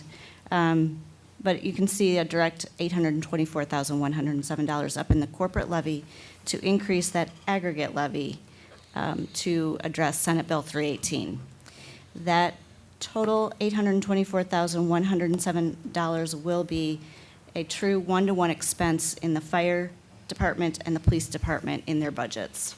So those dollars, it'll be a one-for-one revenue in, expenditure out, strictly going towards the police and fire pension. And then you can see below the debt, which is extended automatically by the county, and the abatement is next on the agenda, I believe, so. This impact is about, and we did get our estimated EAVs, by the way, from the county. It was good news. It went up by about 1.02%. If you look back at that last graph, we have been dropping since 2009. So to not drop is a good story. Last meeting, I was stating that it was about an $88 annual increase to someone with a home value of about $150,000. Just having that EAV go up slightly shows that that dollar impact is about $82 annually, or $6.83 monthly. This is the library levy, and I won't go into too much detail. It just shows that they're requesting a $500,000 increase to their levy. This is to address Senate Bill 318 as well. And then the impact that that potentially has on a homeowner of home value of $150,000 is about $51 annually, or $4.25 monthly. I think they will also, though, discuss the potential of wanting to abate those dollars. So this is the combined recommendation. You can see the $12 million down at the bottom in the second column. That includes all the debt. We will be abating all that debt except the library portion. So the total extension is $7,900,805. And then I show in total the impact between city's increase and the libraries. So I just want to reiterate, the city is a home rule community. We levy for dollars. Whatever dollar amount we request is the levy that we receive, about 98% of that. We do not have the ability to balloon our levy and have the county decrease it just based on growth. Our growth was not that high. It is going up, but it wasn't. It wouldn't increase our levy more than, I think, $70,000. Again, the EAV has gone up. It's showing signs of increasing. It went up 1.02%. And again, our tax rate, the city's portion of the tax rate to our comparable communities, is still in the bottom 50 percentile. So option 5, 4 out of the 5 Finance Advisory Committee members voted on to approve this option. This option phases in the funding for the police and fire pension funds back to the early entry age method per the FAC, Finance Advisory Committee. It addresses Moody's concerns about the pension funding level by decreasing the city's future pension liabilities and diversifying revenues while continuing to increasing reserves. It addresses the implications for Senate Bill 318. It should be noted that the entire increase would be allocated to fund both the police and fire pension fund increase. It complies with the city's financial policies to levy for police, fire, and IMRF per actuary calculations. If the actuarial reports indicate a higher employer contribution is needed, said increase will need to be added to the city's overall previous year levy request to avoid underfunding problems. Ties a known expenditure with a known revenue. It complies with the EPI study from June of 2013, stating over time become less reliant on sales tax revenue while making property tax revenue a larger part of the general fund. And it would represent an approximate tax increase of $82 annually, or $6.83 monthly, on a home value of $150,000. The amendment portion after last meeting includes the $500,000 increase to the library levy to address Senate Bill 318 concerns and the state budget impasse. If not abated prior to the bills being generated with the county, this increase would represent approximately $51 annually, or $4.25 cents monthly for a home value of $150,000. And with that, I will introduce Virginia Cassidy from the library.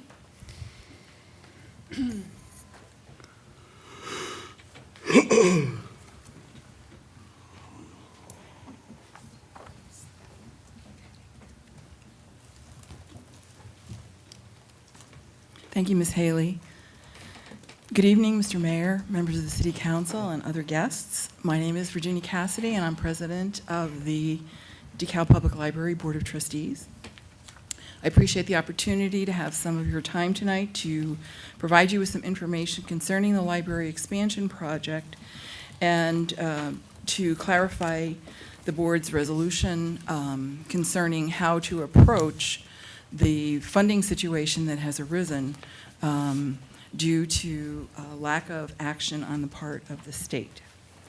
The impetus for the library expansion project came from the board's desire to better meet the needs of the community. As you can see from this picture, and as you know from your own visits to the library, we are literally bursting at the seams. We lack adequate meeting space for library programs and community events. There's limited access to free computers and the internet for residents. And these are only two of the needs that the expansion project will address. The third is the need for a fully accessible library so that all residents of the community can have access to library materials without physical impediments to that material. And the current configuration of the library precludes that. And so that is another issue that would be addressed in the expansion project. The project has been well thought out. We have been planning this project since at least 2007. There were discussions about the needs for additional library facilities and services prior to this time, but in 2007, the board did adopt a resolution to increase library services, and they began exploring possibilities for how to achieve that goal. In 2009, we initiated the development of a building program to outline the requirements for a modern library to meet the needs of a community the size of DeKalb.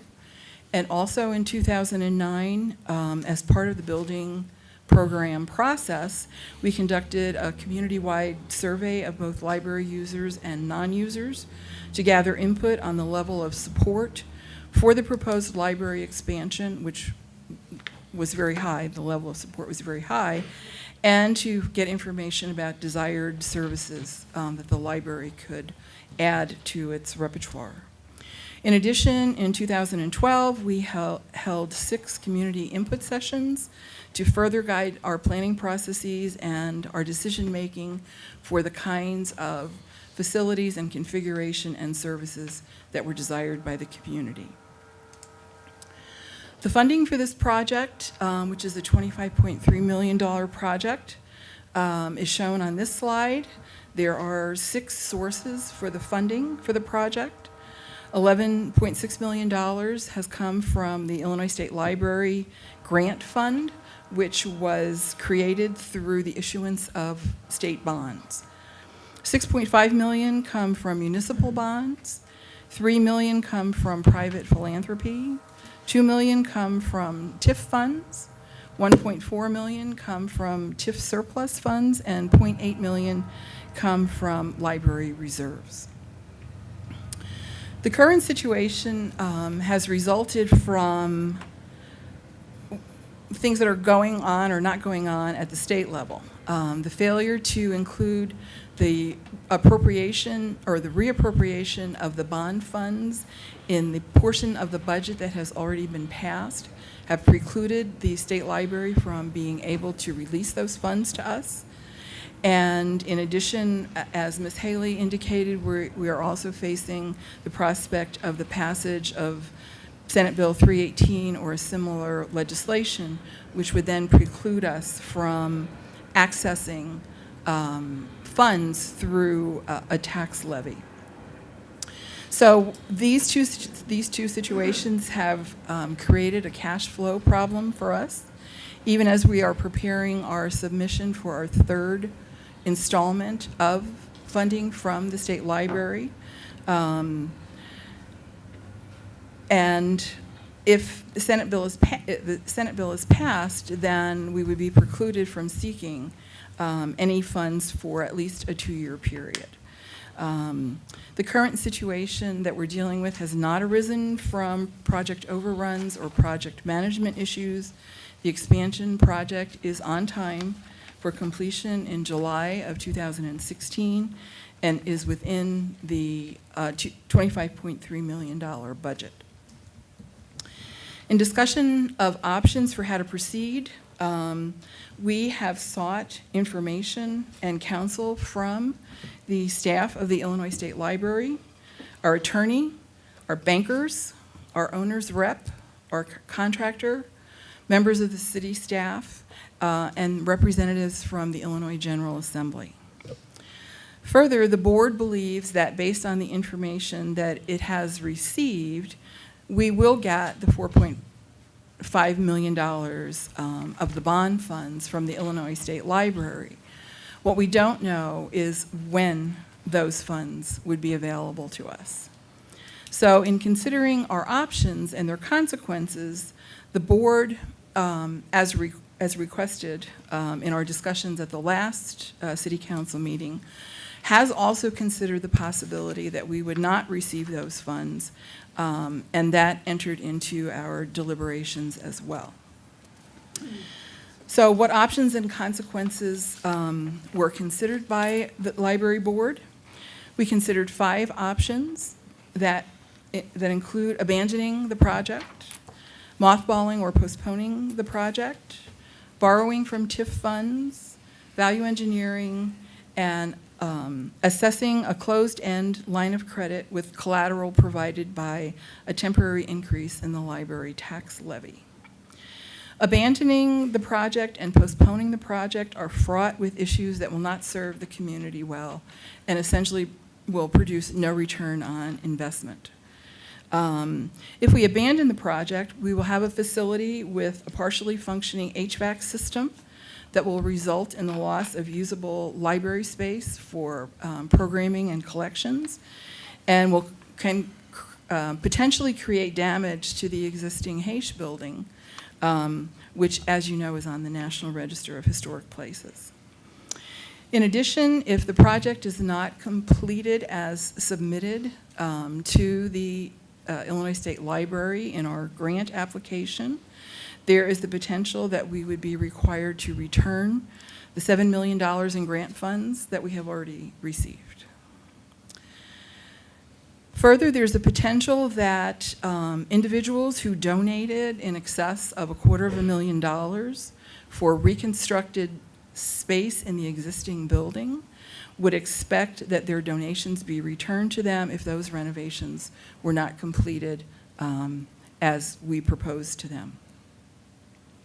It's estimated that postponing the project would initially cost approximately $250,000 for such matters as material storage, for demobilization of the project and then remobilization, for subcontractor rebids and claims against the library, extended time for work completion, increases in labor costs as we move into a new fiscal year when prevailing wages increase, and inefficiencies in startup due to the loss of existing staff who have been with the project for this last 18 months.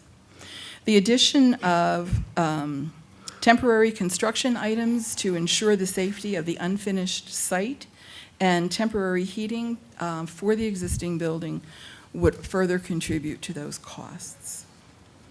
In addition to those costs, it's further estimated that in excess of $50,000 a month would be incurred for stoppage of the project.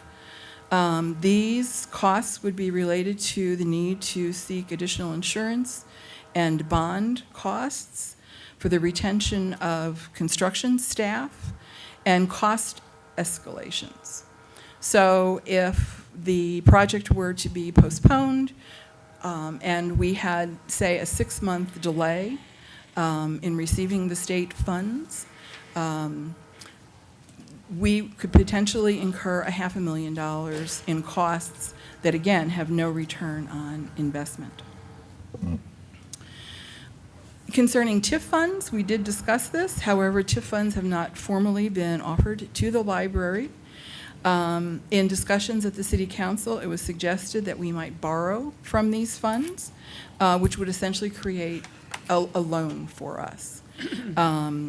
But if, as some have suggested, that the remaining state library funds are not appropriated to us, then we would have no way of paying back these funds. Further, we have not sought the use of TIF funds because we have been advised by our banker and our attorney that to seek a financial instrument in the amount of $4.5 million, which is what we are looking at, that our best option for pursuing that kind of access would be through a bank. Value engineering has been an ongoing process since the beginning of our project. One of our first steps in implementing the expansion project was to align our desired building program with the funds that were available to actually conduct the project. To keep the project on budget, as we have gone through these last 18 months, we've carefully scrutinized every bid that we have received. We have limited overtime. We've minimized work delays through prudent planning and oversight. And while we continue and will continue to carefully examine every expense, there are few options at this time in the project to achieve large-scale reductions through value engineering. The majority of the remaining costs for the project are for labor and for demolition in the existing building, as we have purchased our materials at the beginning of the project in order to get the best prices for buying, for purchase at the time that we made the request for proposals for materials. Having considered these factors, it's the board's belief that the option with the greatest return on investment and the least cost to the residents of DeKalb is the option to temporarily increase the library tax levy to access a closed-end line of credit so that the expansion project can be completed in a timely manner. As we indicated in our memo to the council, the funds from the levy would be used exclusively to pay the interest on the funds that we would access from the line of credit. And when the Illinois State Library grant funds are released to us, we would move to abate the levy. After discussion at its December 9th meeting, the board affirmed its decision to temporarily increase the tax levy for the purpose just described to you, as codified under the Illinois Local Library Act, which you can see on the screen, which authorizes the board to set a levy for the library. Thank you for your attention. Ms. Coover, who's the director of the library, and Mr. Harwood, who is our owner's rep, are also here. And the three of us would be happy to address any questions that you have of us. Thank you, Virginia. You're welcome. Questions from council? Alderman Baker.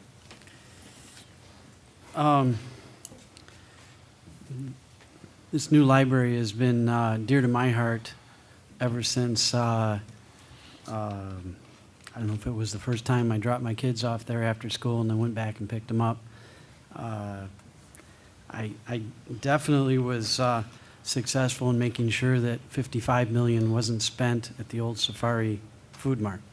I lobbied heavily with the council over years, several years, to make sure that the library didn't buy that for as much as, I don't know, I think there was even $4 and $5 million on the table at one point for purchase.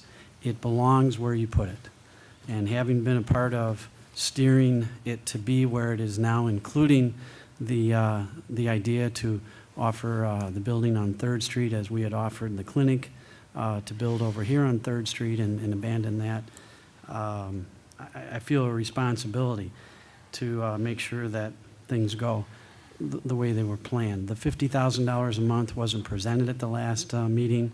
That was an unknown number. Now that you've solidified it, it's really put us in a position of a no-brainer to give you what you're asking for. It certainly would be $600,000 a year as opposed to the $500,000, an expenditure as opposed to the $500,000 to continue and complete what you've started. I think what I'm only frustrated about, and my question, is because I'm very happy with the fact that we're nearing completion, and $23 million is a lot better than 55, and I don't know if everyone knows that those are the kind of numbers that were being tossed around in the original, but that's what the council had to deal with in the beginning. But I really believe that you can get more pledges and donations from the community, and that's where I see not enough stepping up to the plate and not enough in the, when I'm hearing numbers of the low 2 millions, when I at one point expected a number between 6 and 9 million, but at least the 3 million should be pledged by now, not necessarily collected. That's where I want to see, and I hope that the council's supporting this, forward, but I want to see some real serious effort reaching out to all the community, because I think that the community doesn't feel involved and hasn't participated, even at the low levels, where everyone maybe would want their name on some sort of recognition, and maybe they donate $5. I mean, I don't know what you've done, because actually I've never even been approached. I appreciate your comments, and we have, as you know, initiated a capital campaign, which is still in progress. We are still having discussion with some major donors, and as we transition from movement from the old facility into the expanded space, we are bringing potential donors into that space to show them what we have accomplished so far and to talk about our continuing need. Donors, though, have their own, I'll say, time schedule. They have to be cognizant not only of the multiple requests that are made of them, but also of their own resource instruments, and when their CDs or their whatever other financial instruments they have come due and can make funding accessible to them for donations. So we continue to work on this. We have also instituted an annual giving campaign to create a broader culture of giving to the library from our patrons. So we're well aware of our need to continue to work on donors. I'm suggesting that maybe you contact the athletic department at NIU. They're very successful at figuring out how to build things and get millions and millions of dollars. And we have had discussions with the foundation at NIU as well. The Husky dog out there at the football stadium was $1 million donation. And they didn't rely, in other words, there are professionals that this is what they do, and they get a percentage of what they collect, but they can bring it to the table. So I'm suggesting that you've probably gone down the route that maybe can get you that 3 million, but why not go for 6? And bring in a contractor or a company that specializes in this. Maybe you have, I don't know, because Yes, I we still have. haven't been approached, and I don't know why you wouldn't approach me. I offered to donate money when this first passed. Okay. We duly noted. I'm not I going was to be gonna available for a encourage few months. Virginia. Take contact information before you leave. Thank you. Yes. Other discussion, Alderman Noriko. The library has been caught in a very unfortunate situation that has really impacted multiple organizations in the community. And as a measure, obviously, of supporting the library, but also because we are obligated to do so, of course, we're going to, pass the requested levy, or at least, I will vote yes for that.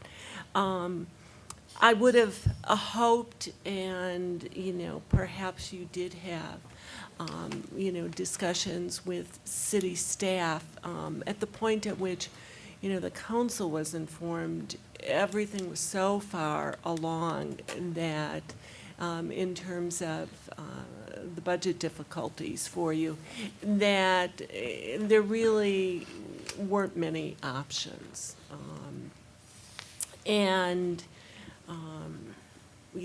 I do value what has been constructed for the library, and I think it will be a wonderful addition to the city.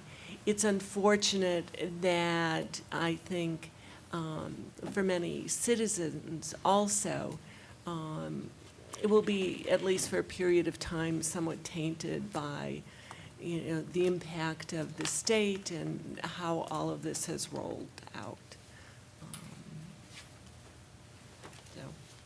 Okay. Good luck. Thank you. Other discussion, Alderman Markwart. So I can get clarification in my brain. The reason you're asking for the additional tax levy is because your intention is to procure a line of credit to assist you with completing the construction project, and you would use that money to pay your debt and interest going forward as far as that goes. Correct, until we receive the remaining funds from the state library. Okay, so I'm assuming that you would get this line of credit relatively quickly. We have begun working on that, Okay. yes.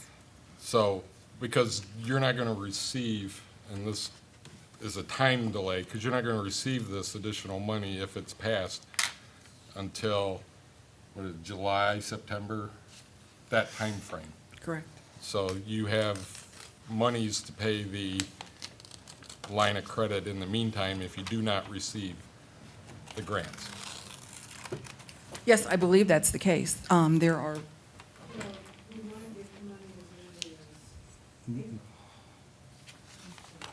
D. Right. Either Virginia, could you repeat, or D, come to the podium, please?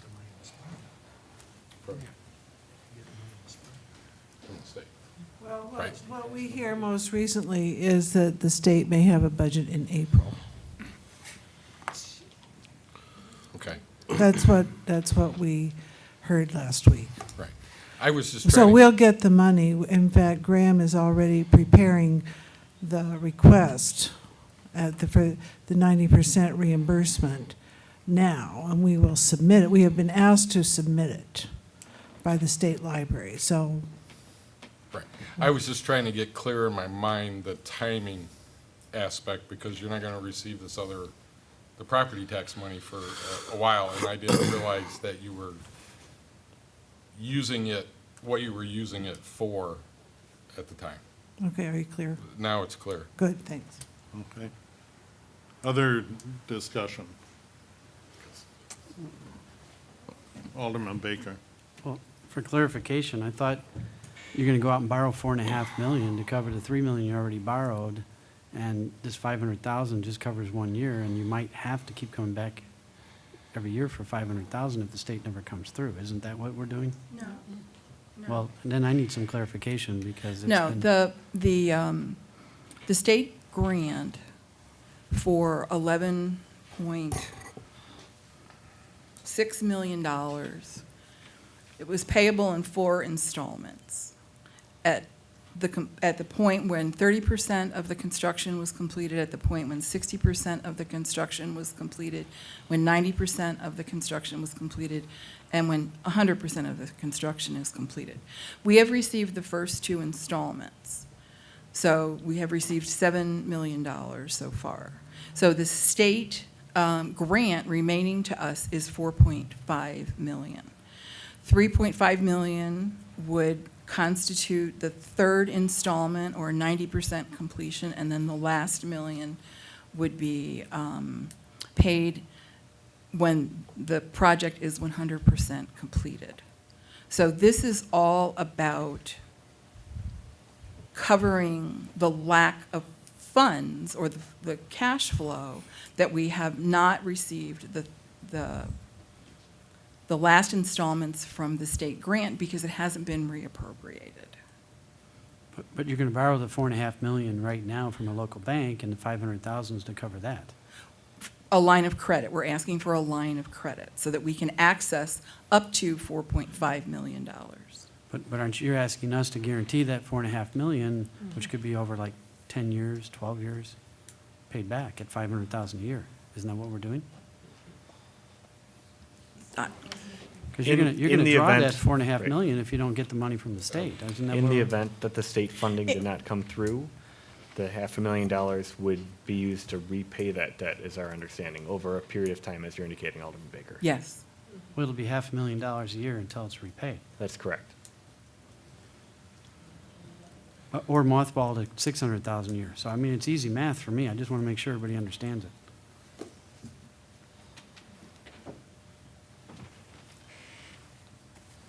But I just am hoping that the state doesn't pass over and say, you're covered. We're not going to pay you. I mean, how do we keep that from happening? There are certainly no guarantees to that. However, the grant money came from bond funds, so the bonds were issued for the purposes of library construction. We have a contract with the state for accessing these funds, so we have to believe that the state library will uphold its agreement with us to fund our project in the amount that was agreed upon. Can you speak at the mic? To the mic. We've received a lot of good communication with the state that they are quite prepared to fund the 4.5 million once it's reappropriated. We discussed, was this a negotiating point in the contract with the state when we took it on board? The answer was no. It was non-negotiable. It was in that contract. They've never, ever had any problems with this before because it's normally just gone through as the budget's approved, the money's reappropriated, and everything flows through. It's a very bizarre situation and not one that anybody's experienced before. So it's extremely unfortunate that we're before you today because we've been very diligent and very fiscally responsible in our pursuit of the project. And we're not over budget. We're on schedule. We delivered the first part on the date that we said we would, 4th of December. And we got temporary certificate of occupation. Everything on the project has gone very, very well, with the exception of this one unfortunate incident with the state at this point in time. I just want to reemphasize, work on the private sector because future councils may say no to that 500,000. And no, we don't have to vote yes just because we're told we're supposed to vote yes. If something is brought before us, we can vote no.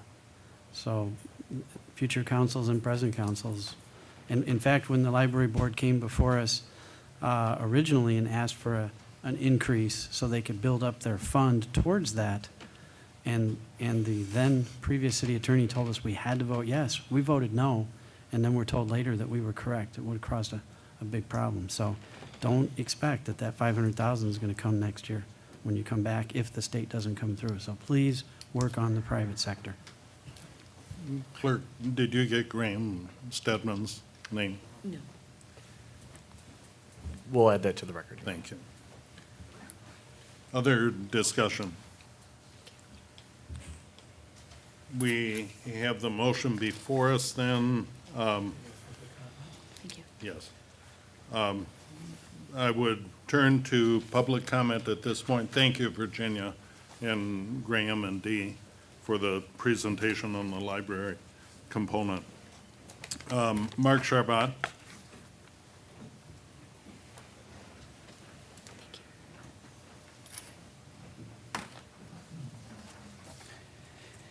First, starting with the library, I think perhaps a new library board is recommended. This tax increase, this last-minute tax increase on the part of the library board is absolutely ridiculous. The Finance Committee was not even brought in on these details. I had to actually call the Finance Committee Chairman, Mr. Peddle, and tell him about this last-minute increase from the library. This amount, absolutely ridiculous. There are no guarantees, and I did not hear anybody from the library board specify, let's say the state does make this money available, and we're already being assessed this extra tax. Will we get this money back? I didn't hear about it. Let's say the state comes through in February and says, okay, we're going to appropriate this money. This tax levy is already going to go to the county as of the end of the year. So are we going to get that money back in the event that it is approved? I heard nothing about that. Say it is approved, then the library has an extra $500,000 of our tax money. What are they going to do with that? They need to give it back to the community, but I heard no promises of such. So I'd be curious from our individuals that are part of the Board of Trustees here, or perhaps Dee could expand upon that, but nothing. This property tax increase as a whole is the largest increase in the city of DeKalb history. I asked Kathy Haley to provide me with a list of percentage of tax increases on the part of the city. I'm talking about the city portion of the tax levy. And she was only able to go back to 2006 and give me dollar amounts here. This increase is going to cause a lot of people to move out of this community, including businesses. Now today, as was mentioned here, the county finally posted the assessments from DeKalb Township, which affects the city of DeKalb. And prior to that, we only had an estimated levy, so it's good news that the EAV is going up a little bit. But I do want to remind all the citizens that we have a unique opportunity this year. Since these taxes have to be, this levy has to be published or finalized by the end of the calendar year, you still have 30 days from today to appeal your assessment to the county board and the folks in charge of the assessment office, if you will. So keep that in mind after this tax is approved tonight, which it looks like, based on what I'm hearing up here, is an automatic yes vote here. It's kind of interesting when you look at the amount of the tax, the fact that we're going to be increasing taxes by so much, that several former aldermen, I don't know what it is, when you're sitting up there, you seem to have a different perspective on things, and when you're not in office, you have a totally different perspective. Alderman Tarazinski is not, from what I gather, not in favor of the largest of the tax increases which you've decided on. Former Alderman Verbic has expressed concern about this. And most amazingly, Alderman Naylor, I think, proposed option number 6 at one of the Finance Committee meetings. So I don't know what it is when you guys are sitting up there that you seem to lose track of the people out here. You don't have your ears open to your constituents. I've sent many emails to my alderman, Bob Snow. I don't ever get a response from anything when I do send it his way, so I would appreciate responses in the future. Senate Bill 318 has been brought up over and over and over again. Now, I want to remind everybody this is a Senate bill, it's not a Senate law. And this is right now a cash grab that this community and other communities are doing right now. That way they can lock in a guaranteed tax increase. It has not been approved, and if it's not approved, we're stuck with this huge tax increase. The public gets absolutely nothing from this extra money. Where's all the money going? Pensions, pensions, pensions. Why do we have such great pension obligation? Staff salaries. Just looking at the staff sitting in front of me here, I think we have the $2 million club in front of me. I think it's important to note for all the folks listening at home what we pay out to our executive staff that we have sitting here in the room. Some of the salaries, this is all available through Freedom of Information Act. Eric Hicks, $129,000. John Liskowski, $98,000. These are salaries. Chief Lowry, $129,000. Ellen DeVita, $121,000. Mark Espy, $106,000. Anne Marie, $157,325. Kathy Haley, $124,000. These are annual salaries. Now, we always seem to be using the city of DeKalb comparables. We compare to other cities. and the city of DeKalb, the average household, $38,000. Here we have staff that makes over $100,000 on average, making decisions for the citizens of this community. I don't think this staff is in touch with the citizens of this community. With salaries like that, there's no way you can feel what the average citizen has to deal with when it comes to paying taxes in this city. Now, Alderman Snow, I believe, mentioned at the last city council meeting, suggest cuts to the city budget. I wish you'd listened to some of the suggestions. When Alderman Jacobson was speaking, he was just kind of grimacing back and forth. He argues, and I think a lot of you argue, that nobody wants to cut services.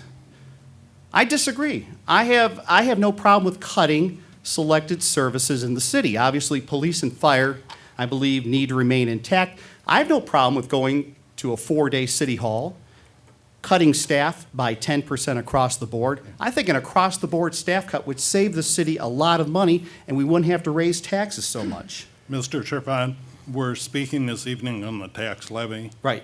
And I would ask you to respect the time, please, if you could. Well, I'm about ready to wrap up. I wrap have up just your one more comments. point here. The tax levy is affected by expenditure, so I'm tying that together, if you can't tell. But the budget discussion will be a future discussion with Mhm. this council. What's before us this evening is the tax levy. Okay. The revenue. So that, basically, that does conclude my comments regarding. you. Thank you. Bessie, Chronopoulos.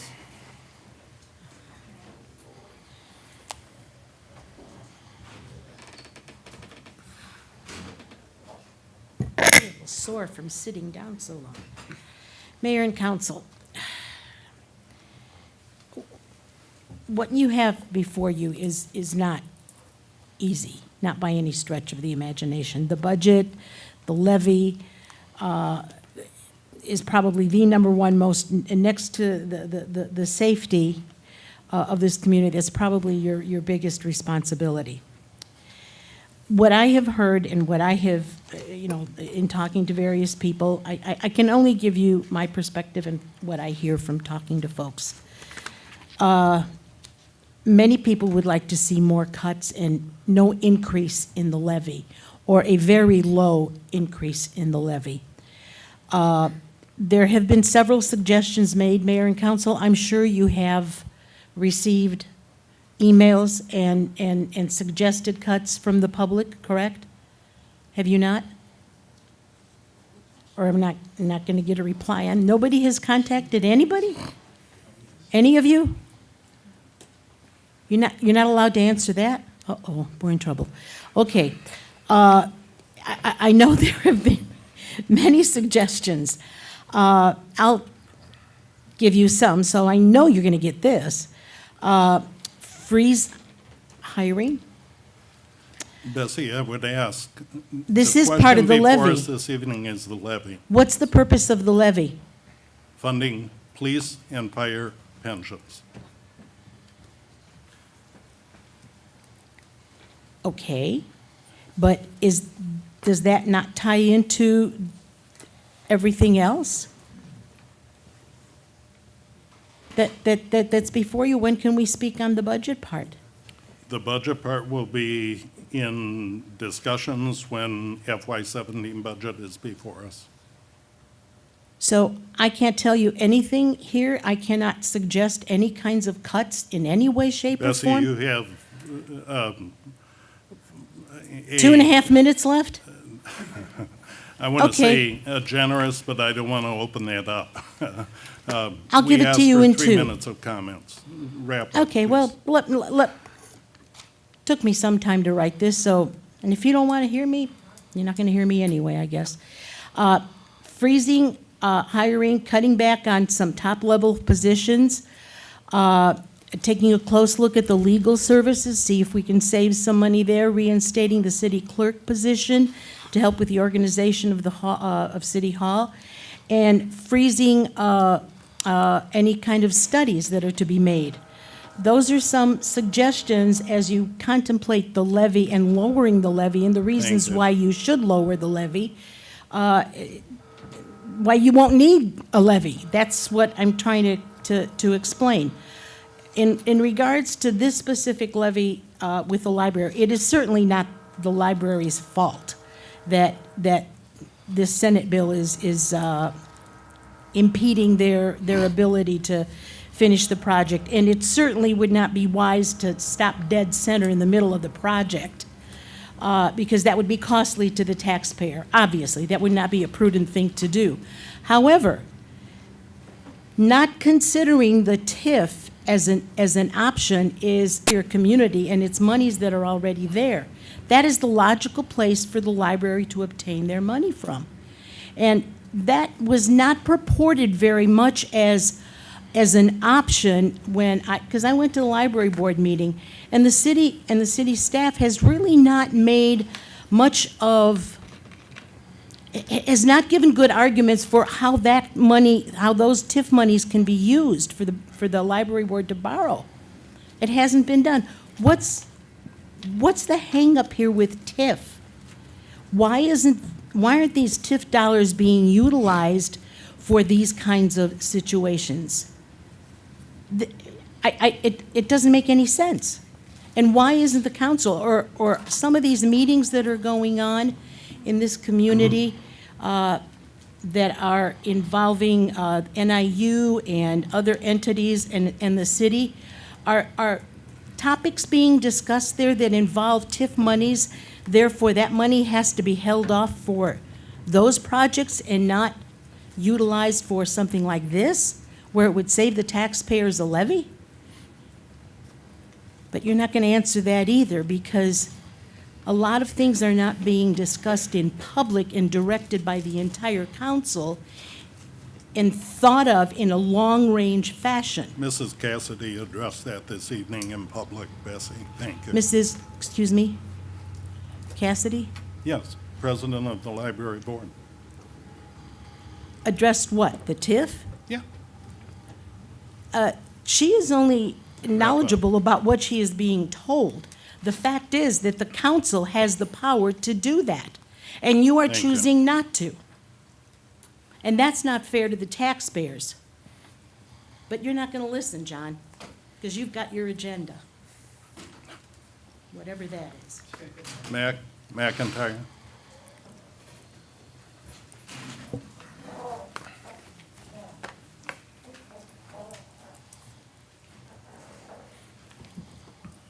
Mac McIntyre, 118 Oak Street. I don't support the, Pick up the mic.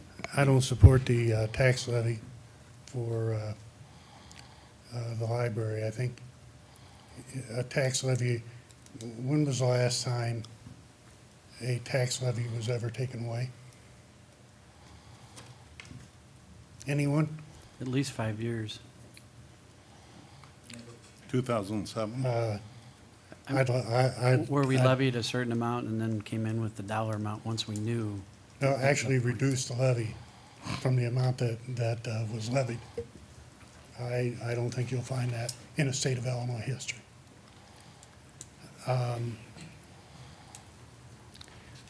The reason that I don't support that is I just heard on your CAFR report tonight,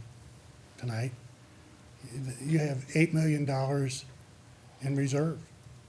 Well, congratulations. What is $500,000 out of an $8 million reserve? What's a rainy day? Like when the state doesn't come through with a grant, it's raining. And so you take $500,000 out of that $8 million surplus you got, and you don't raise taxes on the people that live here, because you're going to get that grant money from the state. They're so confident in it that the banks won't loan them money on that. The banks will only loan them money on you guys raising the property tax on the residents. They won't they won't loan them money on a state grant that's guaranteed and you got contracts for. That might give you a clue of the financial condition of this state. Well, let's look at the city of DeKalb. According to the Census Bureau, Department of Revenue, and the IRS from City Data website. Sycamore has 21,000 households, or 21,000 people, I'm sorry. DeKalb has 43,000. Yet Sycamore has the same number, actually a little bit more, of people earning $100,000 household income than the city of DeKalb. I'm not talking percentage, I'm talking about actual numbers. Those were 2013 numbers. The city of DeKalb's high end, 1%, has declined from 2010 to 2013. That's your high-end people. I was looking up property taxes. One of our high-end people moved over to Sycamore, and he's paying $48,000 a year in property taxes over there. Well, he's one of the biggest supporters of the library getting this expansion. And he's paying $48,000 a year in property tax there. I can't find another house in DeKalb, not one, that pays that kind of property taxes. Not one. Our wealth is moving. Our people who can afford to move can't get their houses sold, and they're stuck here. They can't afford this property tax increase. It's not necessary. You have $8 million in surplus funds. $500,000 is not a lot of money. Get the $500,000, see if the grant comes. Now we're out of it, we got a beautiful library. If the grant doesn't come, you've got FY Budget 2017 coming up, $500,000, you can cut that on your way home tonight if you want, and you know that's true. You look at all kinds of suggestions can come out from that. There is no reason to increase the taxes on the people unless you want to be lazy and short-sighted. Thank you. Thank you, Mac. Can I jump in? Alderman Baker. If we do what you're suggesting and take 500,000 out of the general fund, which, by the way, I was on the council when it was 25%, and there's no reason to leave it at 25%. It's a game. When you raise that money and the council, especially the new ones, come on, and they see, wow, we have all this money. And then when the staff comes forward with their raises, it's hard to say, no, we got money. So I don't believe in the 25%, never did. We can give them that 500,000, but does that mean they still mothball and they just spend that money on mothballing because we didn't sucker into the tax levy and they went to the banks and borrowed $4.5 million? There's the question. Maybe, Mac, you could give us a comment, because I do respect your opinion, please. Because you've got me sold on that. Alderman Snow. I think, somebody's kind of missing the numbers here. We're not talking about $500,000. The library is going to borrow $4.5 million to finish the project. $4.5 million is needed now, in the next 6 months, to finish the project. The $500,000 is to make one payment back to the bank, or over several months, to start paying that back. So we're not talking about loaning $500,000. We're talking about loaning or taking $4.5 million out. So just a point of clarification. But one thing, though, on that clarification, tonight we heard how they're already started the paperwork. They expect the budget to be done by April. They won't need to borrow the $4.5 million because the state grant's going to come. Back in May, Mac, it was speculated we'd have a state budget by September. We're in December. Right, so if we levy the 500,000, it's going to turn into a permanent levy, and we're going to be giving them the $4.5 million in effect, and that's what I'm trying to avoid, and with all of my comments, and I think Mac has hit it on. Why don't If you we just talk to give them Bob Pritchard? Why don't you ask him? Right, if we just give them We 500,000, can't give them just $500,000 doesn't bring them through. They need $4.5 million. They need $4.5 million to pay the contractors and to finish the project. but they can borrow that from the bank. If we just Yeah. give them the And if they 500,000, can borrow from the bank, then we don't need to give them the $500,000. But there was a slight change on that when this was first presented. The Senate Bill 318 was not part of the library's discussion. Okay, what you heard tonight now is it is. And that's so they can rush that in, get the levy before a tax cap is put in. That doesn't prevent them, by the way, from getting the money. It means they have to ask voter approval. Now, this community approved a $110 million school referendum. Do you honestly believe they would turn down the library on a finished product? I'd put the percentage at very high. Thank you, On a Matt. finished project. Further discussion on the motion? Well, Alderman Baker. I need to hear back from the library on this because I think Bessie pointed it out, and I need to know. If we give them $500,000, which we have the money to give them, can they go and borrow the money? Because if we do it the levy route, I do believe that we're going to be stuck giving them 10 times 500,000, at least, maybe not 12. Because I think the state is going to skip us over. They're going to think it's already taken care of. But just a $500,000, I think everybody's home free, and it might be the best choice. Graham? I think Virginia made it very plain that we need $4.5 million to finish the project. That $4.5 million currently isn't coming through from the state. Therefore, we have to have some mechanism that the bank's requesting that we can repay that $4.5 million if the state does not come through. We expect the state to come through, and I think Virginia also made it clear that if the state does come through, then that tax is abated, and the library does not, apart from some incidental expenses, interest, legal fees, things of that nature, all of that money would be paid back. And the hope is that we don't have to levy the tax on a timing scale, so that we basically, as soon as the money comes through, we have no ambition to keep the levy in place. And that is a statement from the library. How are you going to repay that back? You're going to write a check to every property owner that paid in? Because that, With or the give them legal credit for counsel that next we've year? spoken to has said that can be done. The abatement can be done. So, and that was one of the questions that we asked him from a legal perspective. Because you will be getting that money whether you need it or not.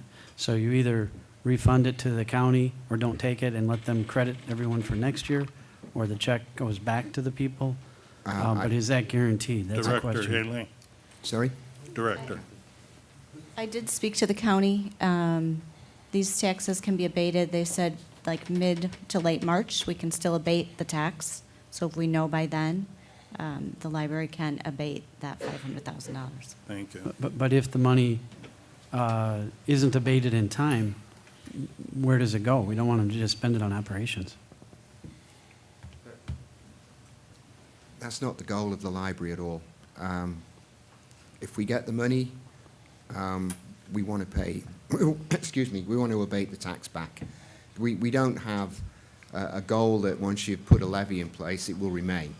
Once we get the money, then the legal counsel have explained to us that it could be abated. The practicality and the mechanism of it, I don't know, but it's not the goal of the library to keep that money if we've got the money from the state. Thank you, Graham. Okay. Do you have a Alderman representative from Markworth. the bank here to guarantee do. us that if we gave the $500,000 to you, that you could go ahead and get that loan? No, the bank's not here tonight, so I can't give you an answer on that. I'm sorry. Alderman Markworth. Okay. While I don't enjoy raising, the taxes any more than anybody else does, or even necessarily approving them, and this is the part that irritates me to the big part is, we're just the conduit for this levy to go through, if I'm understanding the legal aspect of this correctly, from case law, Supreme Court, Illinois Supreme Court, so on and so forth, as far as the Library Act, correct? That's correct. So, yeah. So there's not a lot that, as I'm sitting here, that I can do other than lament the fact that other politicians than me have made a mess of things, and it's not my fault this time. Thank you. That's politician humor. Other discussion, Alderman Noriko. Regarding the overall tax levy, I first of all want to correct what I think is a misperception in terms of the impact that laying off quote-unquote high-paid administrators would have on the levy amount. The dollars are for the police and fire pension. These are dollars that have been calculated will be needed to pay for the pensions of current police and fire officers. And not only do we have a legal obligation to pay those dollars, we have a moral obligation, I believe. We are contractually bound to pay those dollars. And so the fact that other city councils, for whatever reason, elected to defer some of that obligation does not remove our obligation to pay what is, will be due to these individuals. And it's not easy. I mean, I'm a homeowner, and I'll be impacted also. But if we don't do what we need to do today, some other city council, years from now will be in even worse shape. Thank you. Alderman Baker. Kate, and the rest of the council, sometimes I don't make myself clear, but listen carefully, please. I'm going to give it a shot. I've been on the council 15 years, and for many of those beginning years, the levy was never labeled on the tax bill. The levy was just an amount that we worked on percentages, and we saw growth coming, so we wanted to attach a percentage to that growth so that we could supplement our general fund, period. It was coincidence that it was a similar amount that was being funded into the retirement funds. So when you say you don't know, I'm telling you exactly what it was. And one of the debates that we had, and I led the charge on it, was why not, because we saw this pension problem spiraling and no future councils would maybe understand what's going on, the citizens might not understand, why not make that levy and labeled to be exactly what it is now, in the hopes that future councils would realize that it was unattainable, that it was impossible to cover only by a levy without ruining the EAV of this community, without overtaxing all the houses. We have $8 million in our general fund. It's ridiculous. We don't need 25%. That's just what is recommended. Why? Because, again, when expenses are brought forward to the council, we feel like we've got the money. I'm going to say right now, absolutely no increase to the levy over last year, because that extra money should come out of the general fund, and everyone here should take that poison pill and realize we only did it so that this day of reckoning would be obvious. We are now spiraling in demise the wrong direction. We cannot throw the pensions only on the property. There is no increase in EAV like was once hoped for, and the slight increase we have had, I would venture to bet, is because of the abatements are finally coming offline on some of these major industrial facilities. But we do not have to cover this only on the tax increases. The balance should come out of the general fund. Let's freeze the taxes right now, and I do believe that the TIF is exactly where the library should be going for that $4.5 million. If we're committing to it, take it out of the TIF. Please think about this for a moment, everyone. Thank you. Other discussion, Alderman Jacobson. Again, when looking back at the numbers into the 90s, it wasn't a council decision not to fund. I mean, you look at the state, where the state deferred payments, or the state borrowed out of those funds, or the state just made a mess of things. We haven't done that. We've always been given one path of funding or another and debated whether or not which path to follow. Again, 2 or 3 years ago, we were all informed by staff that the way to go was to go to the PUC method because it made much more sense at that time than how we were funding. Again, we haven't made that decision. We've made the decision to continue to fund. The reality of funding pensions from property tax, again, it's an unattainable number. The pension liabilities are raising when you look on the chart so much at 7, 8, 9, 10% a year, because we continue to offer raises, because we continue to add six-figure level staff, because we continue to spend beyond the growth. We can't raise taxes at 10 or 12 or 15% a year. That can't happen here. So this unattainable goal of saying we're going to fund pensions by property tax, it's not reality. Can we catch up this year with a 20% increase? Briefly, yes. But next year we'll be back behind 7 or 8% again, if you look at how the chart works. The reality is the system doesn't work, and we have not created a fix to that system. We have not said, how do we fix the problem rather than treat the symptoms? And I've mentioned this over and over again, that's been our problem here. The reality is, we're not there. You can't expect to get 8% or 7.5% or 6.75 or whatever frivolous, outrageous number you use, depending on what method you use, in returns. The market provided 0.5% last year. For every lost percent or 2 or 6, or in this case 7.5, you're going to fall further behind, which means you have to raise taxes that same amount. The reality is the system is broken. Can we catch up this year? Yes, maybe. Depends on how many homeowners are left to pay the taxes, I guess. But realizing, again, when you state to residents, John, that we're only talking about a specific levy right now, the reality is some of the money is going to have to come from the general fund at some point.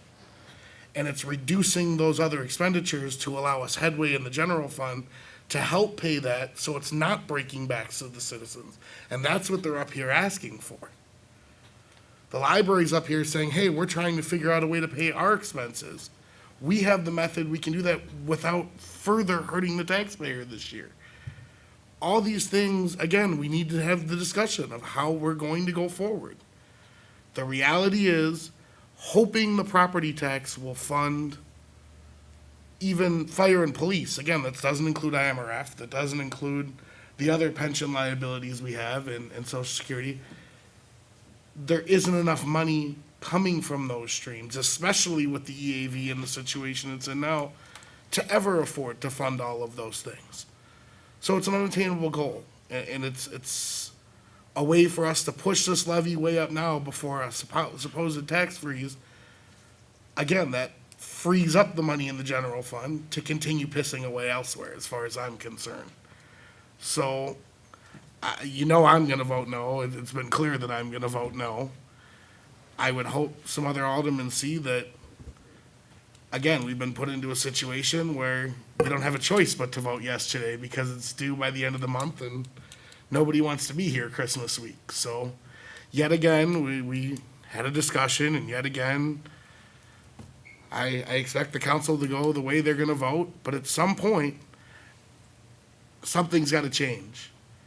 And you can continue to be led around by the numbers on the sheets, or you can agree that it's our job to get together and put in the hard work of innovating and changing our situation.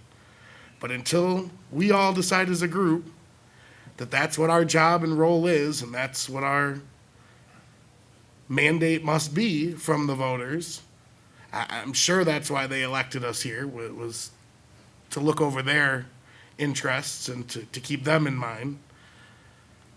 We'll continue having this discussion, as Kate mentioned. Some other council is going to have the same discussion next year. Some other council is going to have the same discussion the year after. Some other council is going to have the same discussion in 3 years, because the system is broke.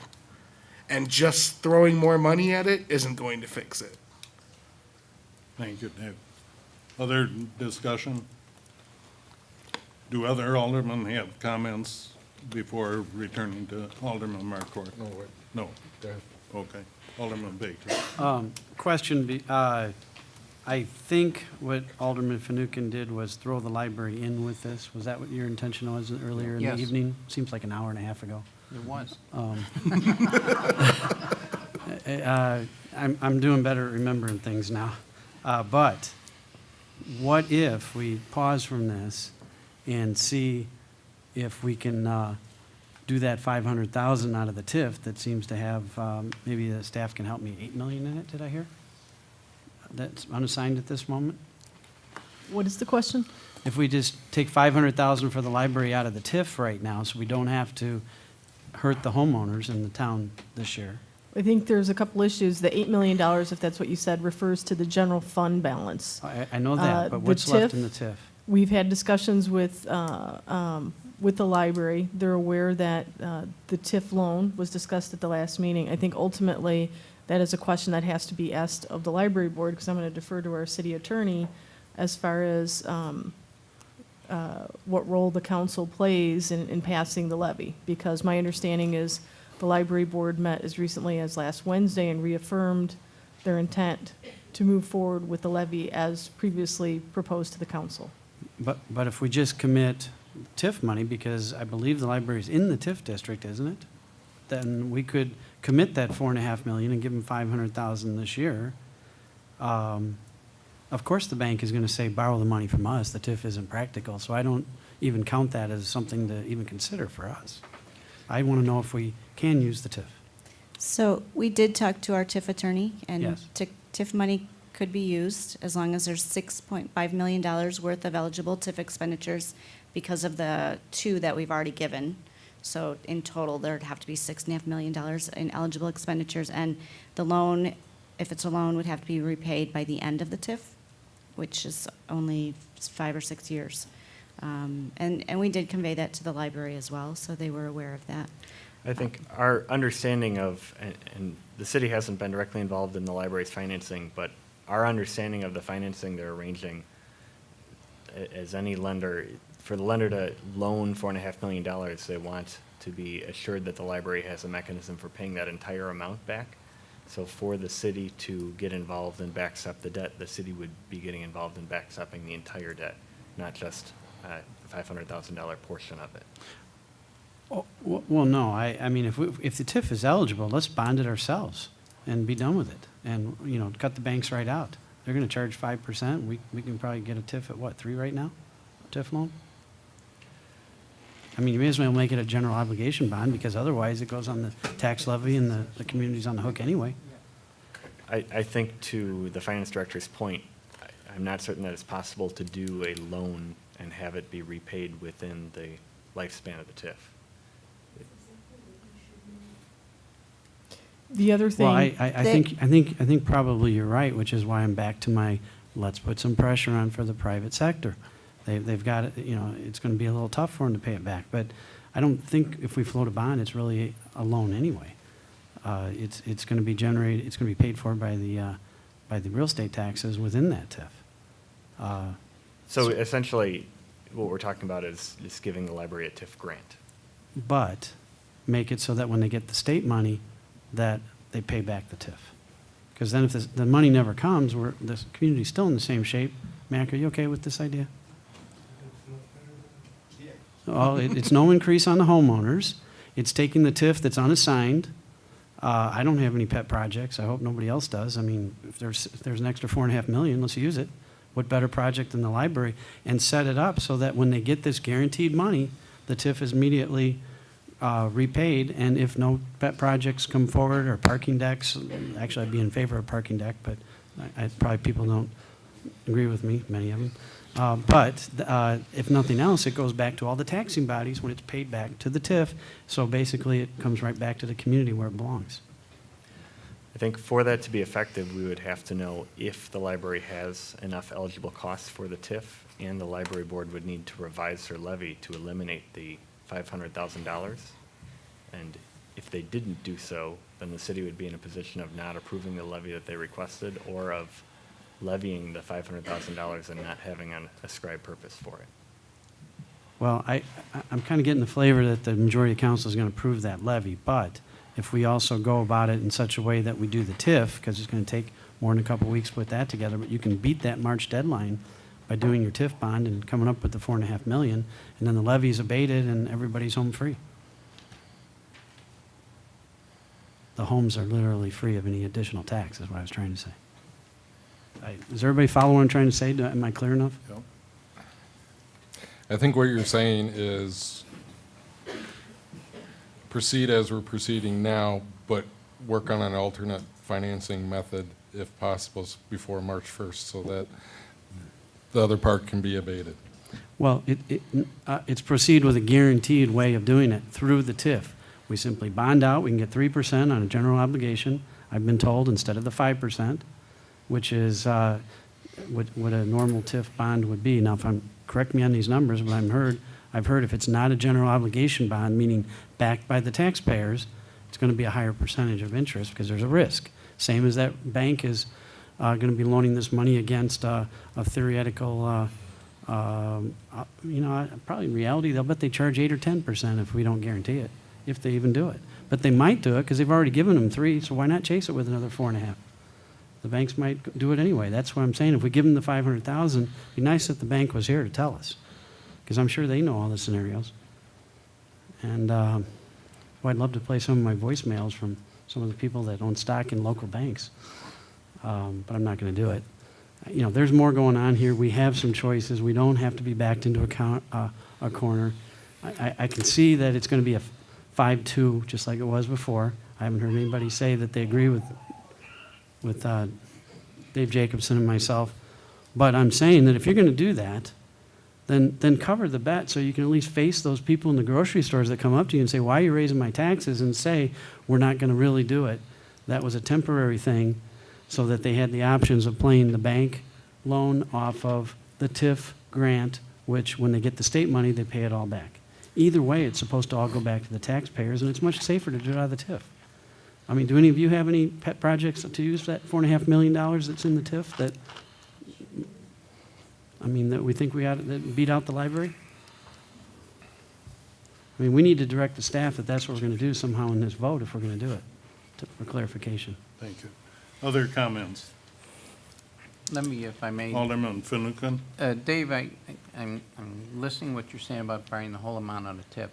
What if, as a way to get through this without that $500,000 levy for this fiscal year, that we just did the $500,000 loan from the TIF money, and then that would still allow them to make the bank loan at this point to get through to when the state money were to come through, instead of trying to loan the whole dollar amount.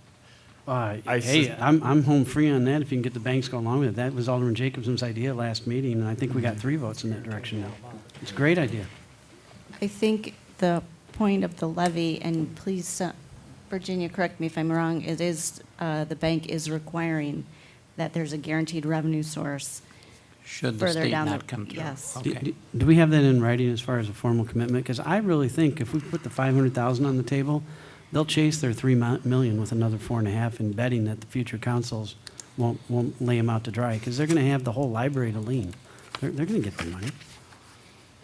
I don't know if it's. Does the library board have any sort of written commitment from the banks on exactly what they will and won't do? I mean, I've borrowed millions and millions of dollars over the years from banks, and this is a good loan if you got 500,000 down, especially when the city's backing this deal, indirectly and directly.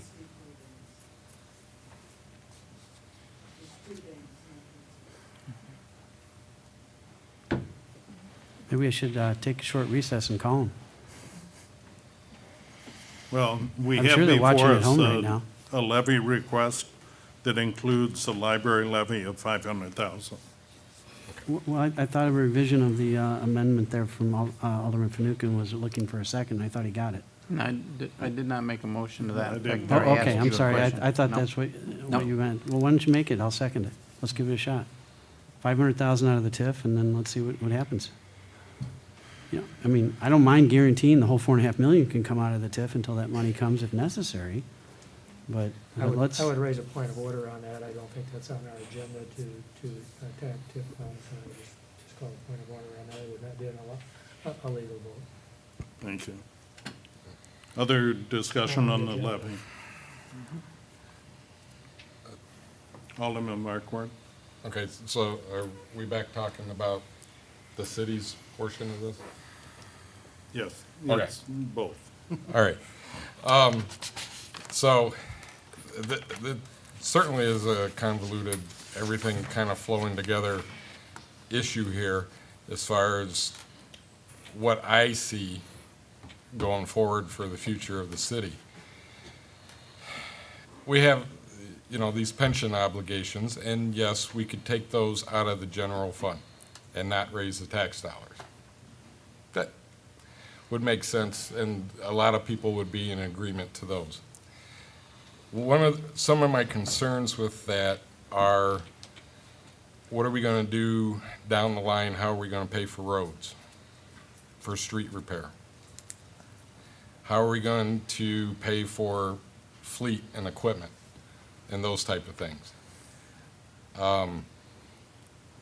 You know, these are all future liabilities that we have to face at the same time.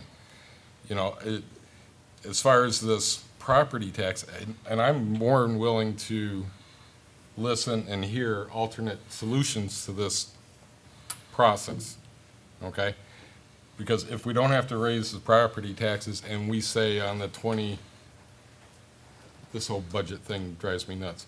The 20, and I know this is not about the budget, whatever, but it comes into play.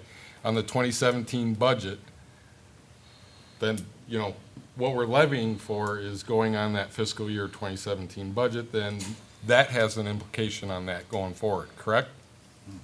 All right. So, and I agree with the 25%, then we're spending that on down as far as updating all of these other things. Any business likes to have, if we look at this from a business perspective, likes to have a diversified flow of income. Very rarely can you have a business with just one steady flow of revenue. Right? Okay. So with the city, we have multiple flows of revenue that can come in. And I know that people don't like their property taxes raised. I don't like my property tax raised. And I would like to commend prior city councils and staff for keeping that flat for as many years as they have. And at the same time, we have raised our surplus for that general fund. All right, so if we want to make a policy decision and kind of do away with that 25% or whatever, and say, you know, because, yeah, property taxes aren't going to cover pensions going forward. We do need to have a discussion on how we're going to fund roads, equipment, and pensions all at the same time. And that's probably every city, every community in the United States, and also many states. But I don't think, and this is where it's going to be a disagreement with many people, is I don't think that we grow this community going forward by cutting our throats. I don't think that we cut our staff. I think we keep our staff where they're at. Because we need to grow. And if we don't have anybody here working, then what's the point? You don't like their wages? I don't know, I consider half of it hazardous pay for having to put up and listen to all of the abuse that comes on them all the time. I don't think they're quite so idiotic as everybody makes them out to be. I take everything with a grain of salt. But we want solutions other than cut, cut, cut. You know, this community has had opportunities in the past for growth and they have not followed through with them. And we've been bypassed. And that's what has hurt us. We haven't had a diversification enough in our property tax base with enough of the commercial, the manufacturing, those type of things, so that individual homeowners aren't bearing as big a brunt. All right. So, that's my beef with past city councils. So, I'm agreeable. You want to compromise? Let's compromise. We can do a compromise on this. What do you got? Again, when you say holding it steady, I don't mind going up the 1.5 or 1.8% growth in EAV. Plus, again, there should have been a recapture for new construction, the same as we've done the last 3 years. Again, against staff's recommendation before you were here. They recommended we went up significantly higher, and we held the line at new construction only. I don't mind going up that 2%. If there is growth in the community, then we should benefit from that growth. But we can't grow beyond that growth. Okay. So that comes into play with trying to levy for a dollar amount, right? To a certain extent. So Correct. you're saying going up 2%, because 2% is easier in my head. 1.8 was EAV, and Okay. I'm sure there's some recapture for new construction. So I'm sure it's around the 2.25%. Again, if that's our growth rate, that's what we can afford to grow. That 1.8% increase includes the new construction. That includes the new construction. So it's 1.8%. That's the growth this community can afford to pay for. What would that dollar amount be if that's what we were talking about? So the new this is the estimated levy that we got. The new construction, and I'm sorry, I'm going to go from memory, but it was just over 4.5 million, I believe, which is higher than it has been in years past, but that has been incorporated into the new estimated EAV already.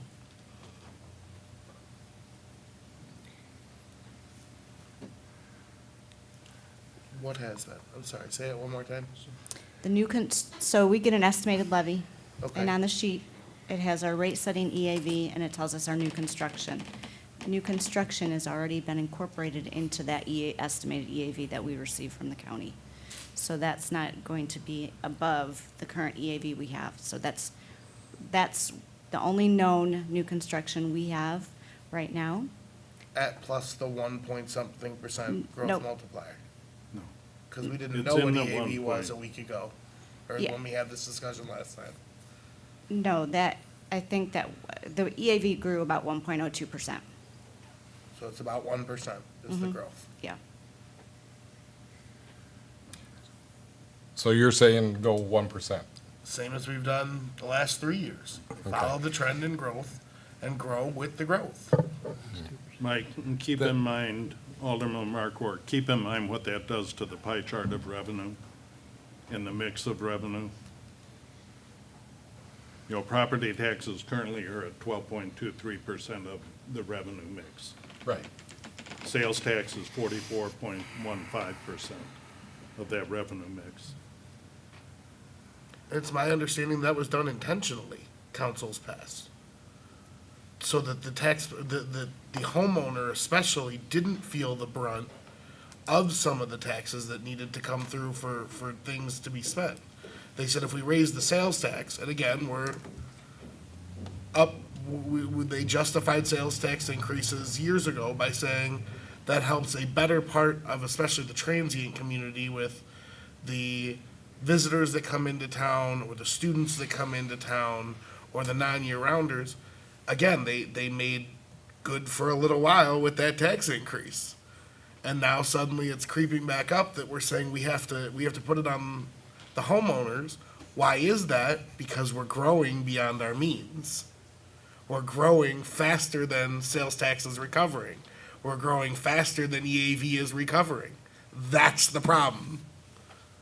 That's the bullseye in the chart that we have to focus on. We're growing faster with salaries, especially because we keep being told the vast majority of our expenditures are salaries because we're a customer service organization, then that's the problem.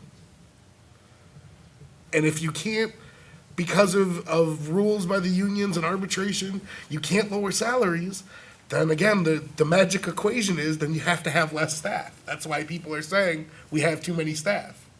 When the box starts closing in, eventually the numbers have to shrink somewhere. And it's difficult and it's hard and they had the same discussion in 2008 when we had a lot of staff around. And they told us then that there were no cuts, that we were running as lean as we could. And then we cut and we made it through and then we added more staff. And now we're at the point where we added so much staff that we can't afford to pay for them anymore. So again, the equation is very simple. If you can't raise incoming money, you have to lower outgoing money to balance that budget. And that's the difficult decision we have to make up here. And again, I'd like to see how we can try to attack soft costs first, specifically to try to lower that ceiling on us right now, to see where we can go with core services, to see how we can keep our staffing levels, especially in police and fire, and probably public works because of the condition of our roads, the same. There's other costs in the budget we need to start looking at. And those budget discussions will come, Dave. I've heard that since the second I sat in this seat 5 years ago, John, and we're still having the same discussion. Our financial advice before us from Moody's is saying diversify your revenue base. In order to make the EPI bondholders money. is saying you need to expand the property tax component. There isn't, and they're speaking to the mix of the revenue base. What's before us this evening is the tax levy, Dave. We will get into the discussion on the budget. The FY17 budget meetings will be upcoming. And again, it's a chicken and the egg scenario.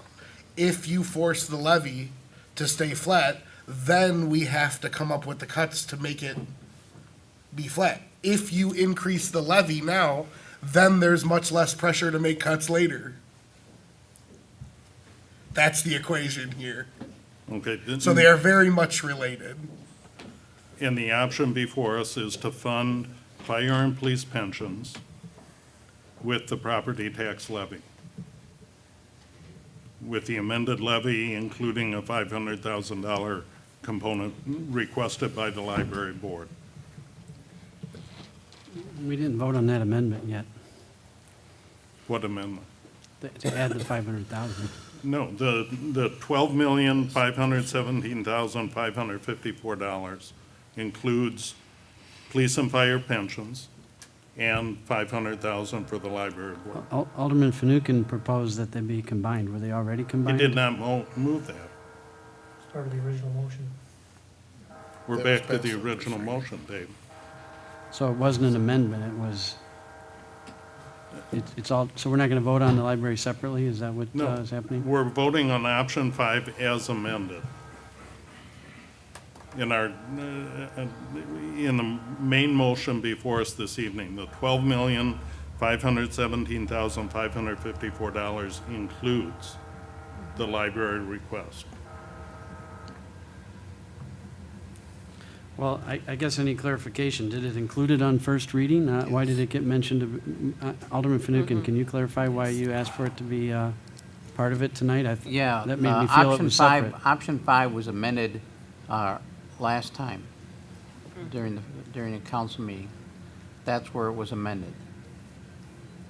Okay, when you brought up earlier, like 2 hours ago now, you said you wanted to make sure that it was part of this.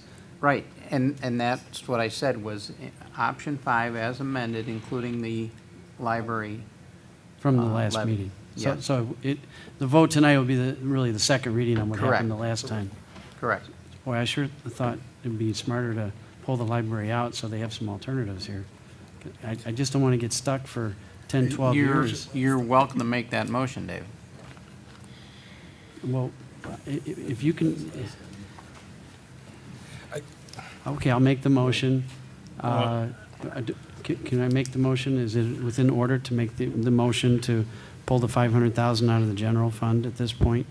Or do we have to continue the vote on the other part? Because I'd like to make an amended motion that we take the 500,000 out of the general fund instead of adding it to the tax levy.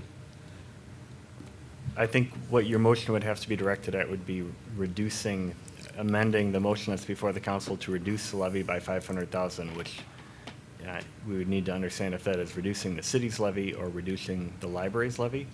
If you're looking for funding that, as Alderman Snow indicated earlier, we don't have anything listed on the agenda regarding loans or alternate funding sources for the library's requested levy.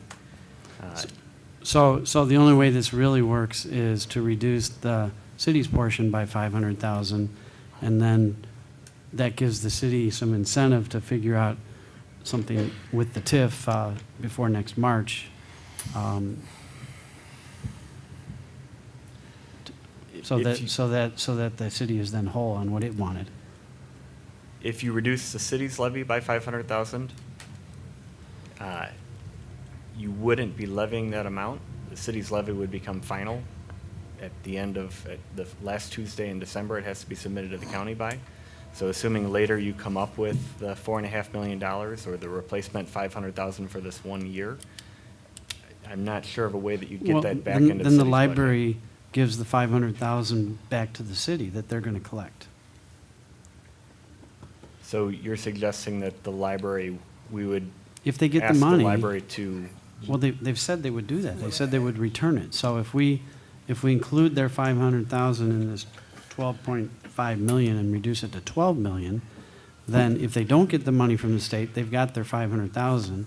And then that gives the council of 2016 the incentive to direct staff to get it out of TIF so that there's enough money. Or on the way home, as I was reminded, we could cut 500,000 easy in costs if we're given a list to check boxes on.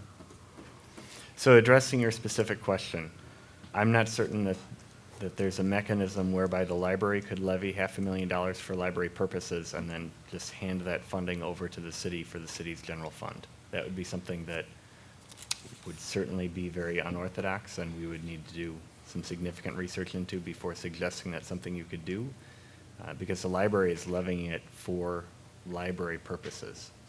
Well, what I'm trying to say, okay, what I meant to, where my thought was going was that if they abated their 500,000, that the city would get that 500,000. But I see your point. We're not going to get it. We're going to only have the 12 million. That's correct. Well, actually, we're going to have 11.5 as a city. We would have, it's a lesser number because a significant portion of that 12.5 or 12 million, whatever the council determines, is going to be abated. That's the pre-abatement number for the city. Now, bring me up to speed. Forgive me. The city used to take $500,000 a year out of that downtown TIF and called it administrative cost, and I think we stopped doing that. Maybe we could do that for one more year if we needed to. Are you talking about the TIF transfers? We're Yes. still doing those. We're Oh. slowly phasing those down by Well- about 150,000 a year. How much do we take now? It was 500,000. What is it now per year? I think it's over 600,000. It was a lot more than that, if I recall. It was up to $1 million in 1 year, Yeah, I several think the years ago. current fiscal year is $790,000. I believe that's what we talked about. Yeah, I mean, when we got up to 500,000, we were looking over our backs and wondering if we could get away with that. They ran it up to 900,000 or $1 million. I didn't catch that. I'm sorry. Okay. Other discussion, Alderman Jacobs. Give me the discussion of fiscal year again. What fiscal, this is 2017 fiscal year. Correct. So again, that allows us the window to loan them the money. We're talking about 2 years before this comes due, and they expect to have the money within the next 9 months is the hope. So again, I do see where Alderman Baker can come into play there. Why couldn't we reduce the levy that amount? Being that it won't be until 17 that we have to figure out how to pay that 17's payables. And again, in between then and now, we can see how to refund that amount, whether it's through cuts or through a TIF transfer. Again, it'll give us 2 years to make that decision effectively in hopes that the money comes into the library in 9 months. Our understanding of the library's financing is that they're pursuing a short-term line of credit that would be effective through December 31st of 2016, and they have to show a mechanism for repayment starting essentially in 2017. No. So their proposal to increase the levy by the 500,000 is to guarantee that in the future, they would have that funding available if the state funding doesn't come through and if Senate Bill 318 didn't pass. If that 500,000 gets voted through now, is it there permanently unless they come back and ask us to drop it off? Changing it would require the library to request the abatement. So, well, there we go again. I don't see the guarantee. They could just keep that for operations for indefinitely from now on, unless we've got some guarantee that if they get their money, that it comes back and the levy's reduced. Have we got something in writing from them, or can we force that before we vote? That would take an act of the library board, so to the extent that they would convene a meeting and Well, have they already acted on that? Because I've been here for 15 years, and I've heard the best of intentions so many times from so many different directions and so many different committees and organizations, and then sometimes it doesn't work out. So Virginia Cassidy said that they did discuss it at a board meeting. It is in their minutes. But what forces you to do that? That's what I'm asking. It's in our minutes. We also forwarded a letter, a memo from me on behalf of the Board of Trustees to the City Council dated December 10th, in which we indicated, quote, "The sole purpose of the levy is to access a closed-ended line of credit in order to address the budget issues created by the failure to pass the state budget and impending passage of Senate Bill 318. The levy proceeds would be put into an account subject to audit for the purpose of paying the interest and the costs for assessing the funds from a closed-end line of credit. When the remaining bond funds from the state of Illinois grant are deposited in the library's account, then the levy would be abated." the resolution that was passed by the library, which appears on page 834 of the PDF, also indicates that which part of this levy resolution, upon receipt of such committed but undelivered funds from the state, will be fully rebated to DeKalb taxpayers by use of an abatement of this or future levies for said debt service on replacement borrowings in the interim period. So their resolution does include, at least the library board, their vote and commitment to abate or rebate tax levies upon receipt of the committed but undelivered funds from the state. Is that good enough for us to end the abatement without them coming back to us any further? Is that, I mean, is that a signed legal, I mean, it's signed by its president, November 21st, 2015. Is that good enough? I need your opinion, Dean. Earlier, That was a resolution that was approved by the library. The actual abatement of it would require a subsequent resolution by the library. so it's not quite good enough to guarantee that the future library board might want to just hold on to that 500,000 a year for increased operation costs. There, That- just as with any city legislation, there's not a mechanism to guarantee that a future body wouldn't do something different. Separate from this issue, a future library board could come back and levy a different amount based on operational needs, or levy a different amount based on other factors as they determine. This represents about as good of a commitment as you could get from a public body, but it is not something that I can tell you is unchangeable, just as legislative action by the city council is changeable. Well, I think that, my sense is it's going to pass. I don't see enough objecting on the council, but what I'm worried about, and maybe it's not founded, and I assume we have enough representation from the library right now. Do you feel that this is a commitment that will be honored, that you'll come back and say, just as a formality, we want this abated, and we're keeping our word? Because we do have that letter as a permanent record, and the whole community is going to see, if you try not to abate it, you know, that you're going back on your word. So maybe just one verbal at the microphone might make us all, or at least me, calm down on that point.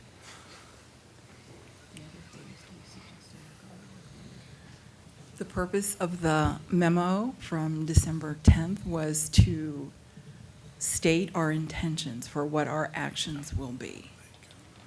To use the money to pay the cost of borrowing from a closed-end line of credit, and when we get the funds from the state grant, the levy would be abated. I don't know how to say that any more clearly, and it is in writing in our memo to the council. Well- And that's why we did it, in writing. Since I think it's going to pass, here's my suggestion, and maybe you won't have to hire that company out there. If you've got $500,000 you're going to give back, and you cut a bunch of checks and you send them out to people, the property owners, put in there a donor slip and tell them where their name's going to end up on the wall if they return that check to you. And you might get it all back. We'll take that under advisement, thank you. Thank you. Other discussion from council?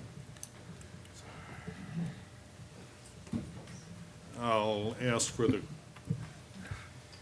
question. I'm sorry. Alderman Markworth. I'm sorry to keep harping on this, but I guess I don't see the 1% increase or 2% increase as being much of a, kind of compromising here a little bit.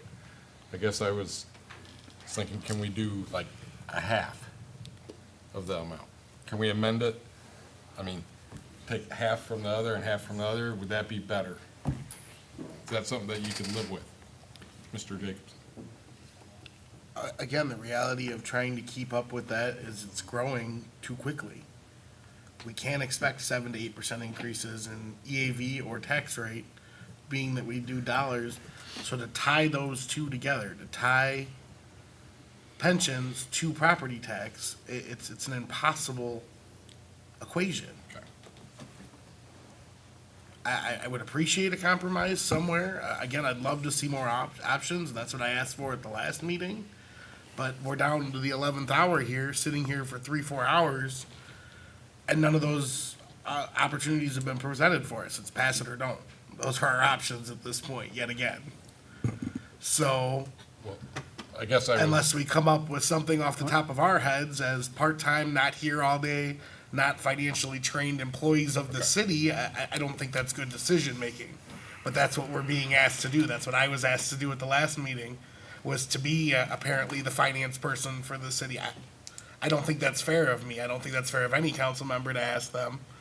But again, this is the discussion every year we'll say we'll have during budget time. And 5 years, almost 6 now, sitting in this seat, we're still having the same discussion. I'm still waiting for it, so. And Dave, you have been part of those 6 joint meetings with the FAC on the FY16 budget. So you have been part of those. Their budget presentation's discussions. all right. You've been part of those budget discussions. Presentations. Presentation and discussion are very different things. Alderman Noriko. We were presented with options in terms of the tax levy. When we were given the information from the Finance Advisory Committee meeting and the 6 options, we were also, of course, informed what their vote was about their discussion, but we did have options laid out for us. Thank you. I'm hearing there's a sentiment for the question. Are you Yep, calling let's the vote. question? Well, I'd like to throw out one more idea. Alderman Baker. In the spirit of why it's important and it's kind of melted away for the Finance Advisory Committee to be a part of discussions like we're having tonight. I see Tom Darazinski in the audience. Tom, would you come up and throw out a number for us that you like? Because you got 3 people up here that are looking for a number, and we don't have anything to do but just pull something out of the air. And I'm getting the impression from Mark Charvat that you were the descending person on the recommendation, and maybe we can see something from you on the thought process to another choice. Is there any chance we can get you to come up to the microphone and throw out your 2 cents or 2% or something, please? I'm not guaranteeing you that we're going to do it, but I'd love to hear from you. You were a member of this council for many years and well-respected and always had good points of view. Thank you.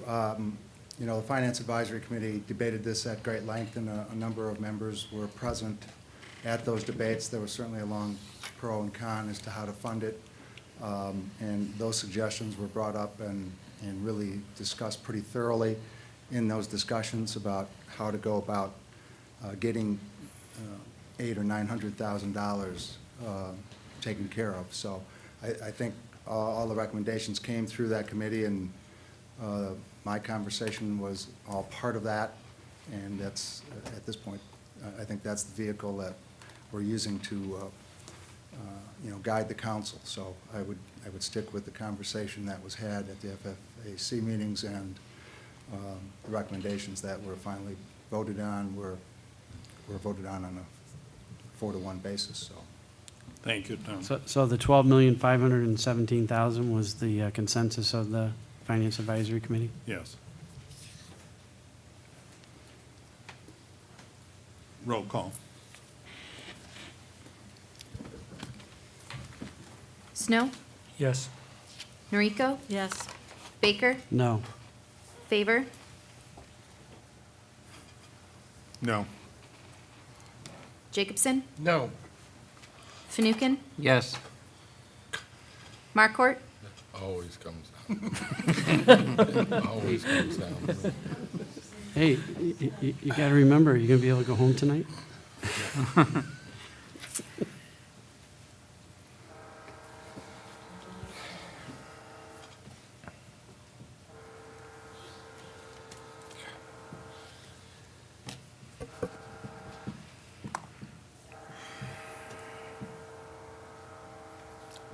Because I got to vote yes. Ray? Yes.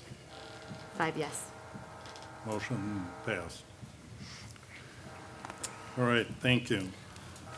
Approval in omnibus form of ordinances 2015-56, 2015-57, 2015-58, authorizing 2015 levy and 2016 collection of taxes in and for the city of DeKalb special service areas 4, 6, and 14 for the fiscal year 2017. And ordinance 2015-54, abating taxes levied for corporate purposes of the city of DeKalb for tax levy year 2015 bonds. And these are before us in second reading. Is there a motion? So moved. Been moved by Alderman Jacobson. Is there a second? Second. Seconded by Alderman Noriko. Discussion? Roll call. I'm sorry, Kathy, did you have comment? Roll call. Noriko? Yes. Baker? So I'm so used to voting no here. Yes. Favor? Yes. Jacobson? Yes. Fanouken? Yes. Markort? Yes. Snow? Yes. Ray? Yes. 8 yes. Thank you. Motion carried. Resolution 2015-134, approving the cancellation of the December 28, 2015 Committee of the Whole and regular meeting of the City Council, and approving the payment of invoices for the second part of December 2015 prior to the January 11th, 2016 regular meeting of City Council. Is So there a moved. motion? I'm sorry. So moved. Moved by Alderman Fanouken. Is there a second? Second. Seconded by Alderman Markwart. Discussion? I'll ask for a roll call. Baker? Yes. Favor? Yes. Jacobson? Yes. Fanouken? Yes. Markort? Yes. Snow? Yes. Noriko? Yes. Ray? Yes. 8 yes. Thank you. Motion carried. Moving to new business, city sign ordinance as it pertains to LED technology, moving signs, and temporary signs. City manager, I assume from this you're not anticipating approval action from council tonight? No, I'll just give a quick overview. It's my Okay. understanding Alderman Jacobson had approached our Community Development Director, Ellen DeVita, in regards to review of the sign ordinance. The specific items are listed in the memo.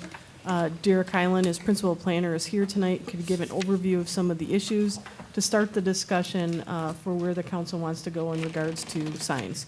So I would prospectively turn it over to Principal Planner Highland to give a brief presentation on what's in your packet. Thanks, Manager Gora.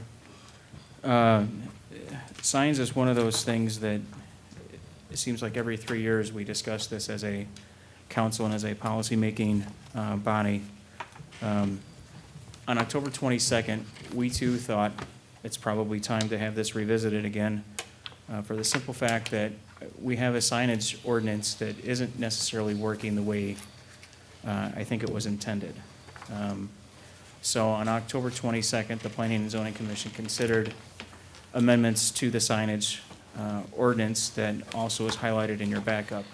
But just take a step back. In the Planning Commission memo, I highlight that in 2001, we had a dialogue and discussion. In 2003, we had a discussion. In 2006, there was an action that was taken. In 2010, there was an ad hoc signage committee that was created.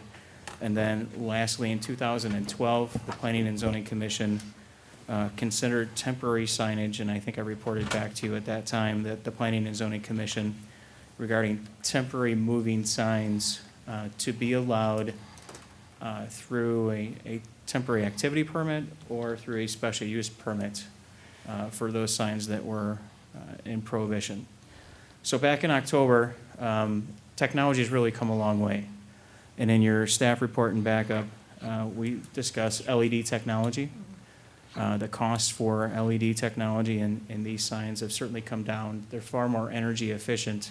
So we approached the Planning and Zoning Commission and said, does it make sense to allow for LED technology into the monument style signs, to which today those changeable copy signs are of what manual style. So you have the channel letters, you slide letters in, slide letters out. That's allowed as a percentage of a 50 square foot sign. So what we asked the Planning and Zoning Commission is it time to reconsider amendments to the signage ordinance. And what they had heard from staff and what they contemplated was to return with amendments. You couple that discussion regarding LED signs, and there's been a recent Supreme Court ruling that was titled Reed versus the City of Gilbert in Arizona.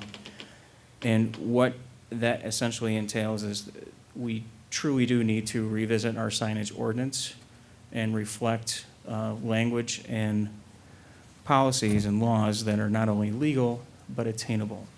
So in the staff report tonight, you have a couple of, I guess, highlights. The LED technology certainly is something that the staff would like your input on. Additionally, regulations of temporary signs. And just to kind of go backwards on that one just for a moment, in 2012, I think the differentiation that was made by the Planning and Zoning Commission is we had discussion about signs that move at a predictable rate, signs that don't move. If they're electronic changeable copy signs, much like we discussed with the high school changeable copy sign out on Dresser Road, that was very prescriptive. Then we did a very prescriptive ordinance for the NB&T on Lincoln Highway.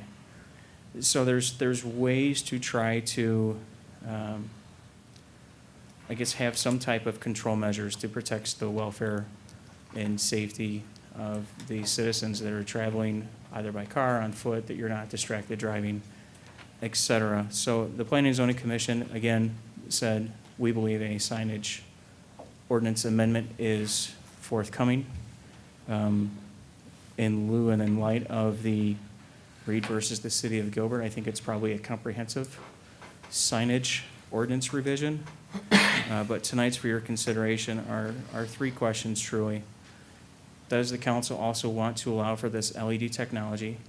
And if so, are you interested in a similar fashion of application as the Planning and Zoning Commission thought? Secondly, do you wish to change the temporary sign regulations? And lastly,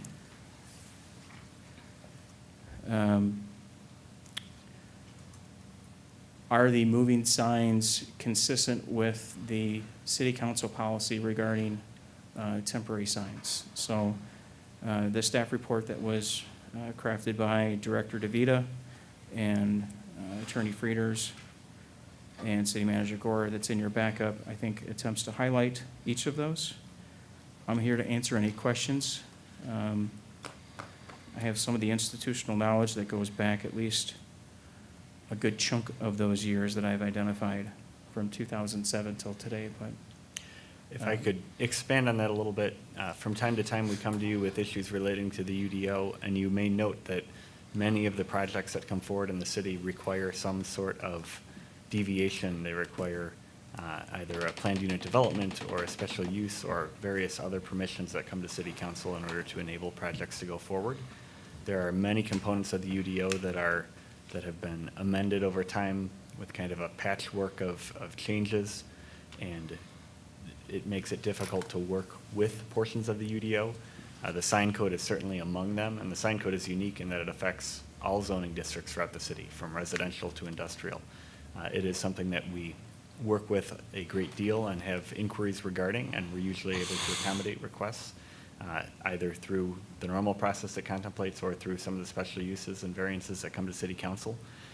As Planner Highland indicated, the staff recognition of issues with the sign code that require changes is something that we had some time ago, and we've started that process with discussions with the Planning and Zoning Commission about the one aspect that they've seen thus far.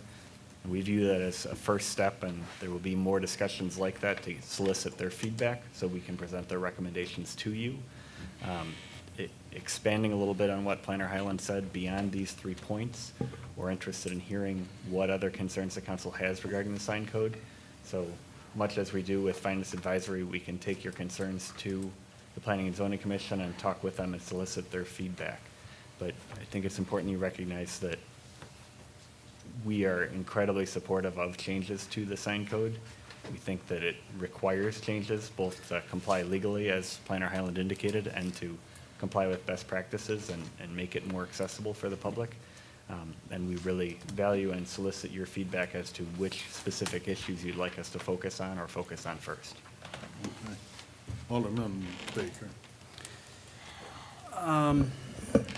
I can say for certainty that about the time that monument signs were adopted at the city, that is when I think the staff at that time, maybe it was a single person, it doesn't matter, but it was brought to council. It wasn't through council sitting around and debating 25 or 30 changes to the sign rules. A huge package was brought to us, and maybe it was cold copied from somewhere, I don't know. But we didn't give it a lot of discussion. We knew there'd be problems. We just thought it would be something that didn't turn into pushing businesses out of town for their being frustrated with the process or the restrictions. Now, you asked for specifics. The owner of the group of Long John Silver, Kentucky Fried Chicken, and I think he said he owned about 5 or 8 of them, mostly. I think, I don't know any more in Illinois other than the rest maybe were in Iowa. But he was so upset when he was building there, moving from South 4th Street with the city because the sign ordinance, the way it was interpreted, didn't allow him to put Colonel Sanders on the marquee or on the building or anything. And he was told, or at least he says he was told, and I believed him, that the particular staff person that he was dealing with told him, don't you dare go around me to council or I'll make that permitting process slower than molasses. Now that was 10 years ago they did this. So that taste has, I'm sure, been in his mouth. And I don't think they, and I noticed a Colonel Sanders on one, I was just driving back from Arizona this weekend, And I saw many Kentucky Fried Chickens throughout the country, and they've got a huge picture of the Colonel on every one of them. I don't even remember if they ever got anything bigger than a foot-by-foot picture of him, and I think that took a council amendment to the rules to allow. We shouldn't be so restrictive that we're pushing out national chains from their normal recognition. Now, you can go to the other end, and I grew up in Lake Forest, and boy, every sign in town had to be a particular color and had to be monument signs. You had to almost know where the place was to find it. That's the other extreme. So as far as suggestions, hopefully that maybe loosen the likeness of a person restriction, which upset those people on West Lincoln, that their store went dark last week. I hate to report a store that goes dark, but it did in my ward, and I'm not happy.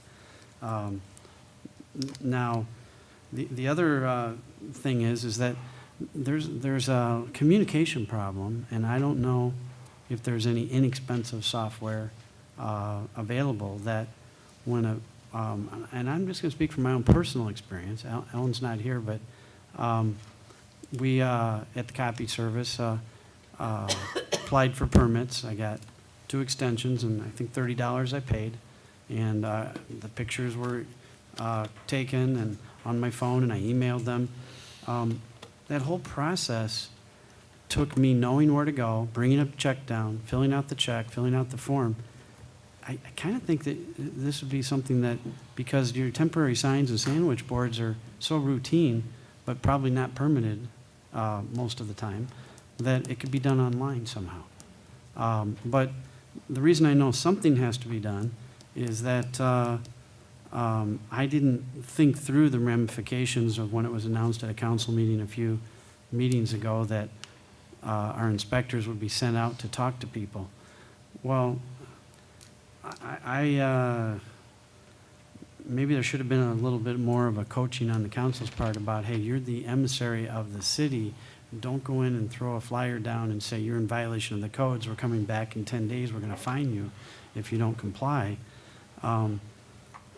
Maybe, and I know that isn't normally the way it's done, but I think that from my own experience, that's what happened with me.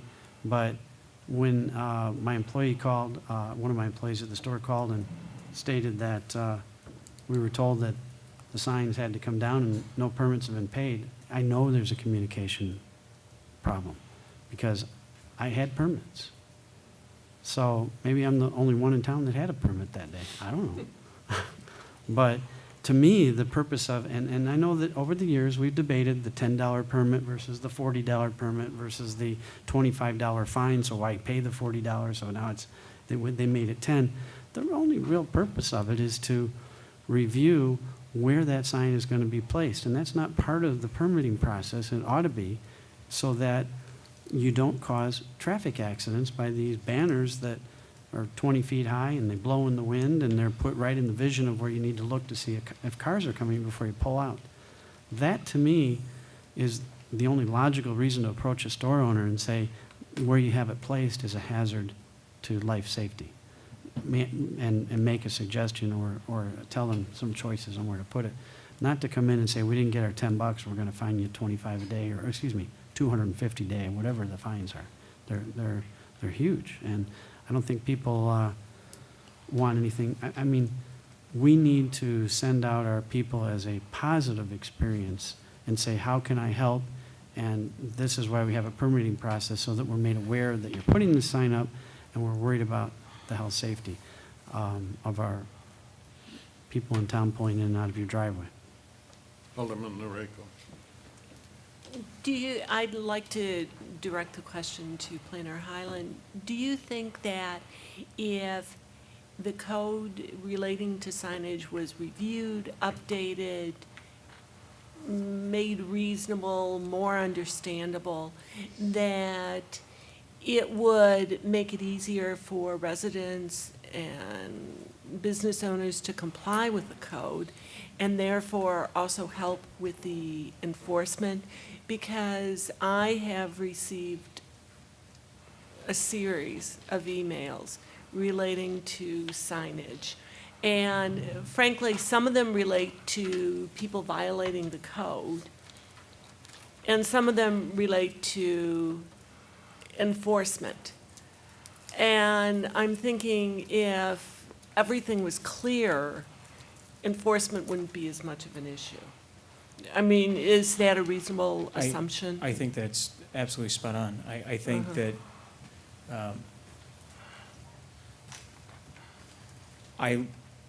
the Unified Development Ordinance, the zoning ordinance, is what I live every day. So, education's a hard part and a difficult concept in some cases to convey in a very brief interaction. So I don't know how the interactions have gone at Alderman Baker's business.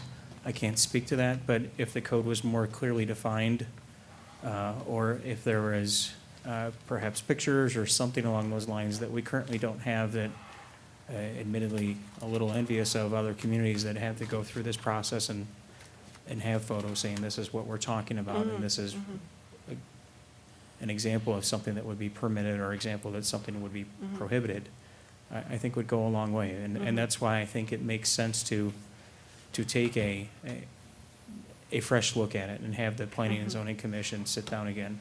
Because even as I go through this and think back in 2012, the Dias is certainly a lot of new faces, as is the Planning and Zoning Commission. So although I've seen it for the last 8 years, this, in some cases, is the first time for some of you and some for them as well.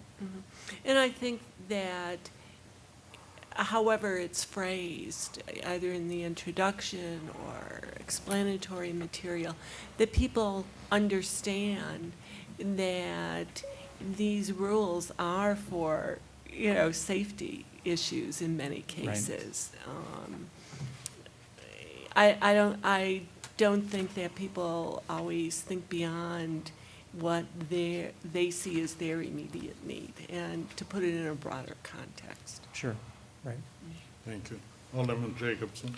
I did go out and do some homework today. I have a whole picture slideshow that I have a clicker over there somewhere, supposedly, that I just wanted to demonstrate some of the things. Again, I brought this to the agenda.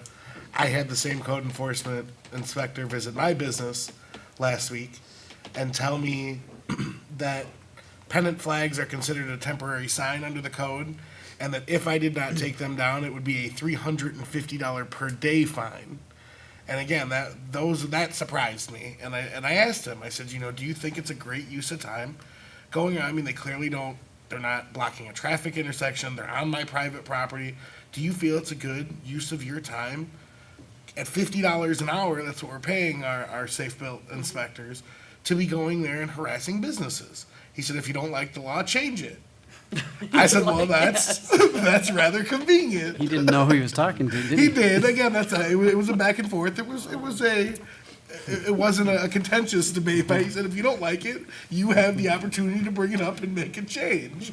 So again, it was one of those things that rather surprised me, especially when we've seen other things. When you look at the code, as restrictive as it is, things like the DeKalb sign that we just paid $90,000 for is against city code. It's got flashing lights on it.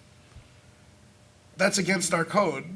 And again, things like that, when you look at signs in the community, I went out today for about a half hour before the meeting, and I was surprised to see that the inspector only found 35, because I found 100 pictures in 25 minutes driving in my car, snapping them out the window. So it probably wasn't the safest thing, but I wanted to get here in time for the picture. But I do have some of the pictures, and I wanted to show those. Dave, I would like to ask that the pictures not having been in our backup material, I'm concerned with exposure of those at this point. I'd like to have those under review before they're viewed by council. Again, they're typical business signs that are out in the public purview. I'd like to have them reviewed before they're viewed. I disagree, Mayor. I think publicly. maybe we should take a vote on that. I mean, if they're in the public, they're in the public. They're public That's part of, purview that's signs. part They're of out the in the businesses discussion all over tonight. town. That's my request, Dave. Okay, well, I guess let's, I disagree. I mean. Again, when you see the signs that are against code, garage sale signs are against code. When you look at the restaurants all over town and our supermarkets all over town, nearly all of their signage is against code. there was a comment in the backup that good landscaping will drive people to businesses.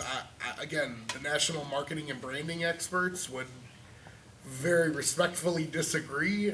There's a reason they're spending millions of dollars on these advertising campaigns. So your request is, you're justifying review of the code? Absolutely. Okay. Again, I think in the interim that we should hold off on any enforcement Okay. and not have these people running around until we make a decision. Again, I was one of the people that asked code department, there was an accident on Lincoln Highway that one of those fan flags caused, and it blocked the view of traffic, and it caused a major accident with a motorcyclist. And I said, these are where the code has to come in to protect, but in terms of the other things, especially on private property and windows, and I mean, again, while you're out in the community the next week, any restaurant you stop at, any supermarket you stop at, they have 100 temporary signs on the business. Are we gonna ask them for $1,000 a week to put those out there, to brand their products, to brand their specials? And I've always said, if you can't enforce it in one business, we have to be fair. It's either enforce it or don't enforce it. And for many years, we haven't enforced it. It seems to me it's a couple residents that really take issue with not necessarily the signs, but the fact that the ordinance isn't being followed. And one of the other pictures that I thought was really telling is Can we see the pictures? I mean, one of the biggest violators of the sign code, I think, is the city of DeKalb. In terms of our planters, having a corporate body proven winners on those planters all over town, including the banners on our light posts that advertise not just city business, but the university, the athletics, the signs all over our downtown that are athletic. Those are attention getters. Those are signs that are advertising the business of NIU football. We are likely the biggest violator of the sign code, being that those are temporary signs, and I'm certain we don't have permits for all several hundred in the community. So again, in the context that we live in right now, where businesses are looking to advertise their products and bring in people, and a lot of businesses, again, one told us this week they closed in part because of the sign ordinance. That should be a big wake-up call to us to say, how do we make this business friendly? And my last comment would be at IML, one of the sessions was, one of the facilitators said, there are a lot of communities that cling to these sign ordinances, like they're the end-all be-all of advertising, and they are the first level of what people perceive as a business as being business unfriendly. If you can't go out there and adequately market your brand to your customer on the property that you pay for, it's going to upset a business owner, especially a new business owner. So I absolutely think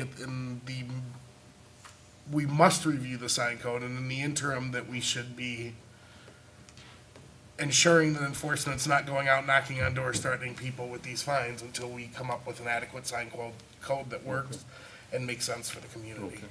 Alderman Baker. The other issue that I wanted to get into that hasn't been discussed at the council ever since I've been on the council is threefold. One would be the sign spinners, which you see them in communities all across the country. The second one is being able to hand out literature on city sidewalks. I've actually been to federal court and took the state of Iowa to court and won on free speech. So it's very near and dear to my heart. My training, or should I say, where I got all these ideas from, were from my law classes at NIU, and I took them to heart because free speech is protected for commercial as same as an individual. Reasonable restrictions always come into play with littering.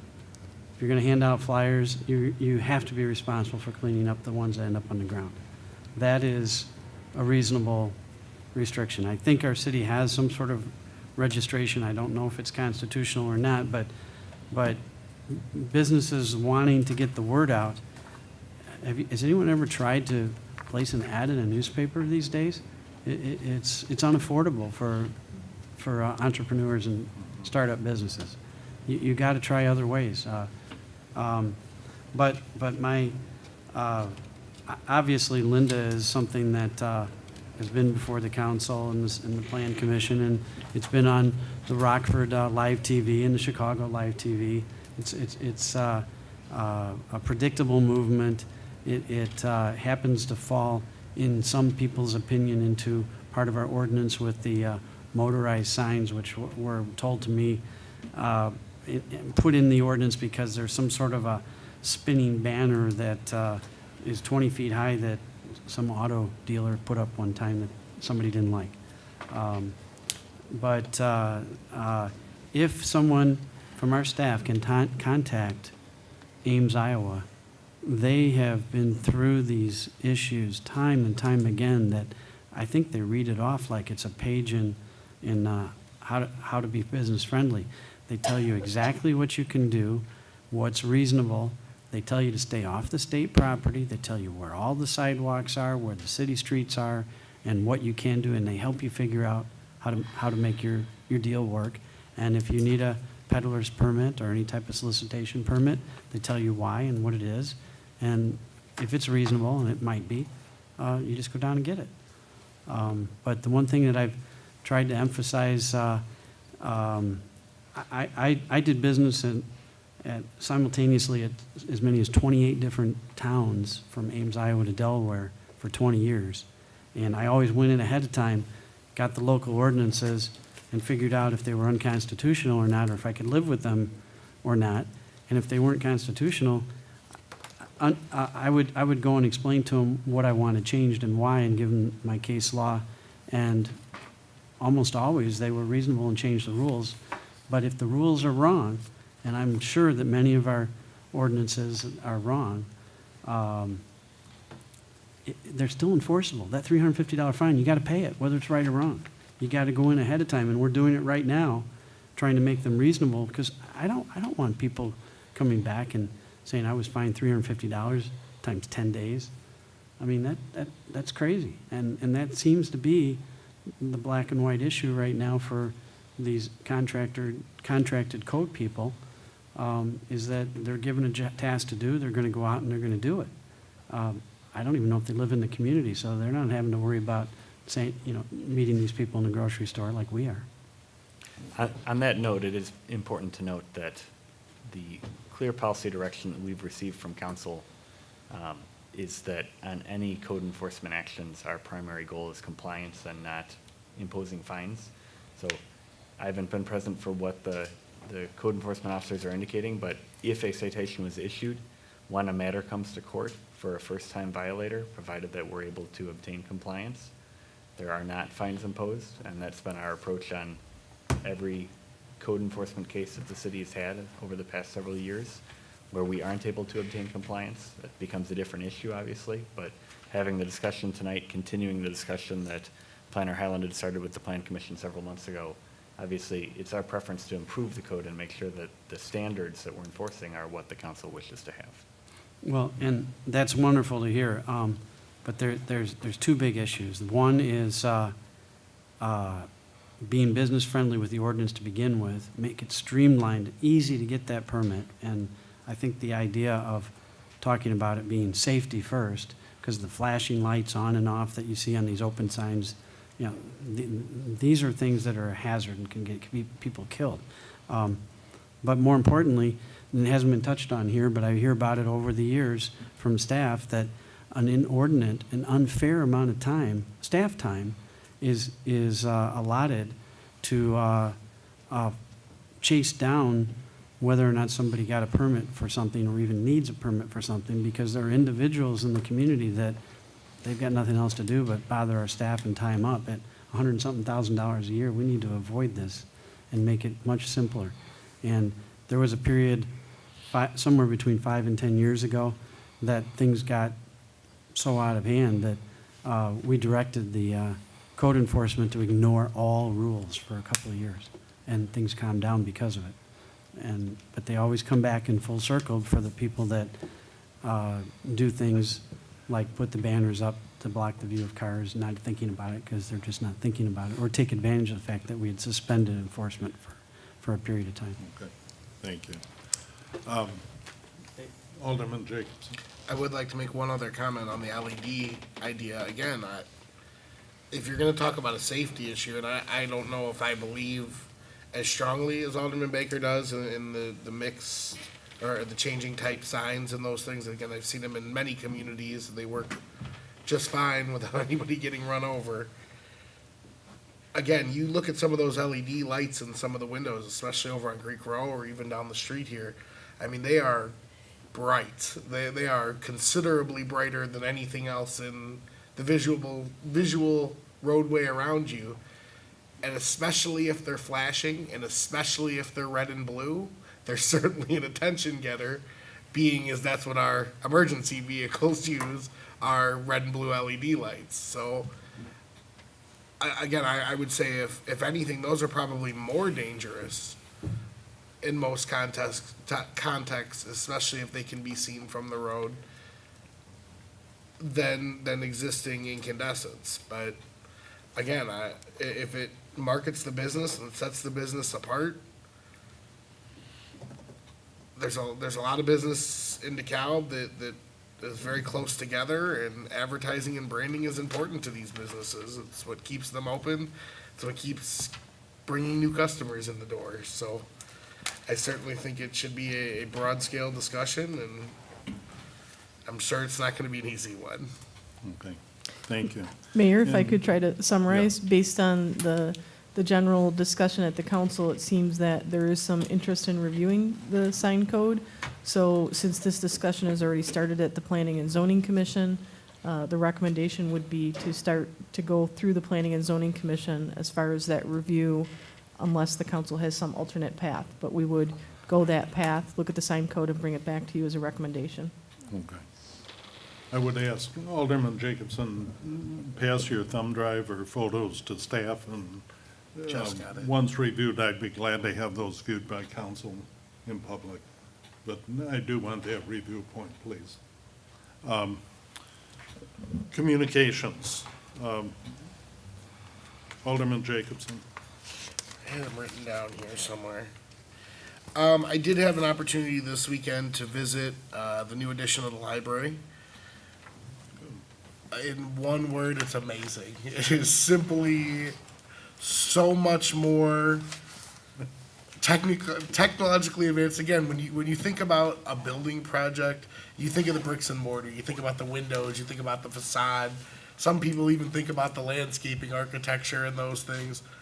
To see the brains and the heart of the machine that building has, it is just, it's amazing to see where, again, where technology can be implemented to increase efficiency, to decrease reliance on staff, to create a better customer service attitude and experience for the customer.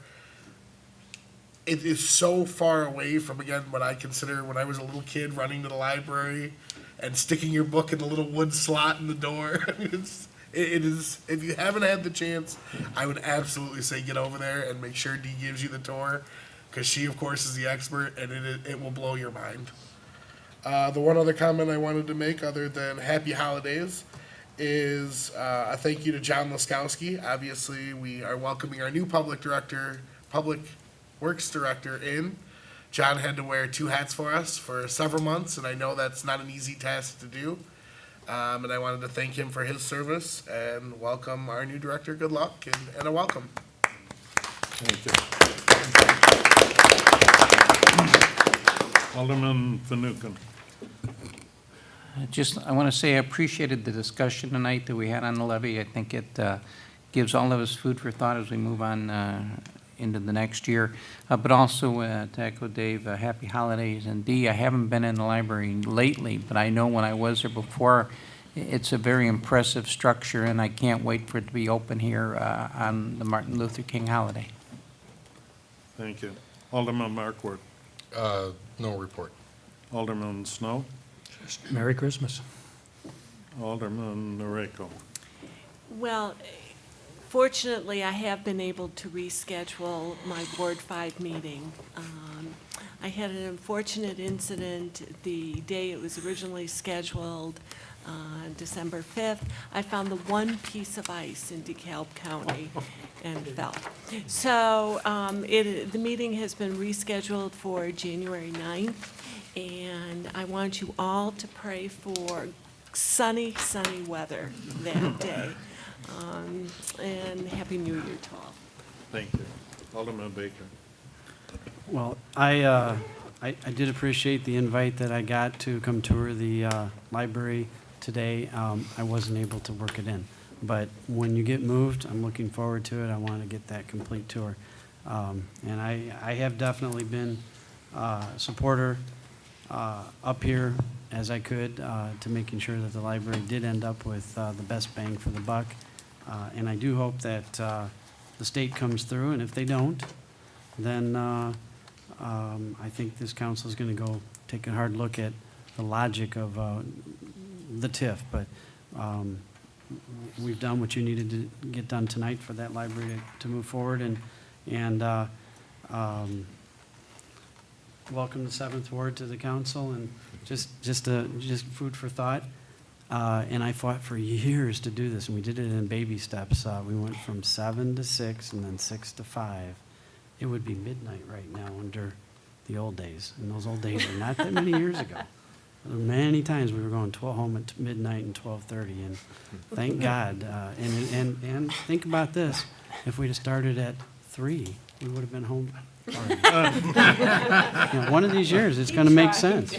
Well, the only person that resisted before was Ron Naylor, and he actually kind of said, well, the public needs to come here at 6. And I said, great, then, and to be able to talk. And I said, well, they don't talk during the committee of the whole, so we got it to 5 from 6 based on, he kind of inadvertently supported it when he was objecting at first. But so don't move it the other way. If anything, move it back. Thank you, Dick. Alderman Favor. Nothing to report. City Manager. I just want to echo Alderman Jacobson's comments in regards to John Laskowski. Just want to be able to publicly comment to the mayor, the council, the community, and to John that he did a phenomenal job over the last, was probably 6 months. And I had the opportunity of working directly with John on a multitude of projects, and very dedicated public service. When you look at the amount of work and the amount of projects that he was able to coordinate in that time period, he wore 2 hats. I mean, first and foremost, a city engineer, and then he took on the role of interim director of public works and just did a phenomenal job. Just want to publicly thank you, John. Great job. Thank you. Thank you. City Attorney. I would echo the comments welcoming Alderman Favor to the council. I'm sure he would be a fantastic addition to the council. I also wanted to offer my personal congratulations to Sergeant Weiss. He is an outstanding police officer if you've had the opportunity to interact with him, and a great addition to our department administration. Finally, in the event anyone wasn't paying attention earlier this evening, the demolition of the properties on Lincoln Highway and Pearl Street and Ann Street will be commencing in the very near future. We're anticipating a start date of December 21st, so a week from tonight. So by Christmas, hopefully a number of the properties will be down. That demolition is going to be very focused, and we're anticipating the whole thing will be done within a matter of a few weeks. That will include removal of the walls around the perimeter of it, restoring the site to a level site, cutting off some of the areas that are currently used as somewhat unsafe, unlit pass-throughs on the property, and making that a site that could be developed at some point in time in the future if the council should authorize it. Thank you. Thank you. City Clerk. No report. Assistant City Manager. Just to echo what's been said, happy holidays, everyone. It's been a phenomenal 2015. I will be going on my 1-year anniversary next month, and it has been quite a ride. I've enjoyed it. Welcome, Alderman Favor. I look forward to working with you, and welcome, Director Holman. It's going to be a ride for sure, and I look forward to working with you as well. And John, thank you for all that you did. Chief Lowry. I'd just like to mention that several police officers, their families, and support staff and their families this past Sunday put together our Heroes and Helpers program, which is a program that's funded internally through our charitable group, the Police Benevolent Protective Association. And this year, we've serviced the most kids we have in the last 4 years, 75 children. These are children are less fortunate and wouldn't have the same kind of Christmas as many of us do. So those children were taken shopping with police officers. They got to pick out $100 each worth of gifts for themselves and their family members. You'd be surprised what they buy in a good way for family members who are in need. The gifts were wrapped. They were provided snacks, refreshments. They got to see Santa Claus. They got some crime prevention materials from the police department. But really, at the end of the day, the manager came up and summed it up all for us.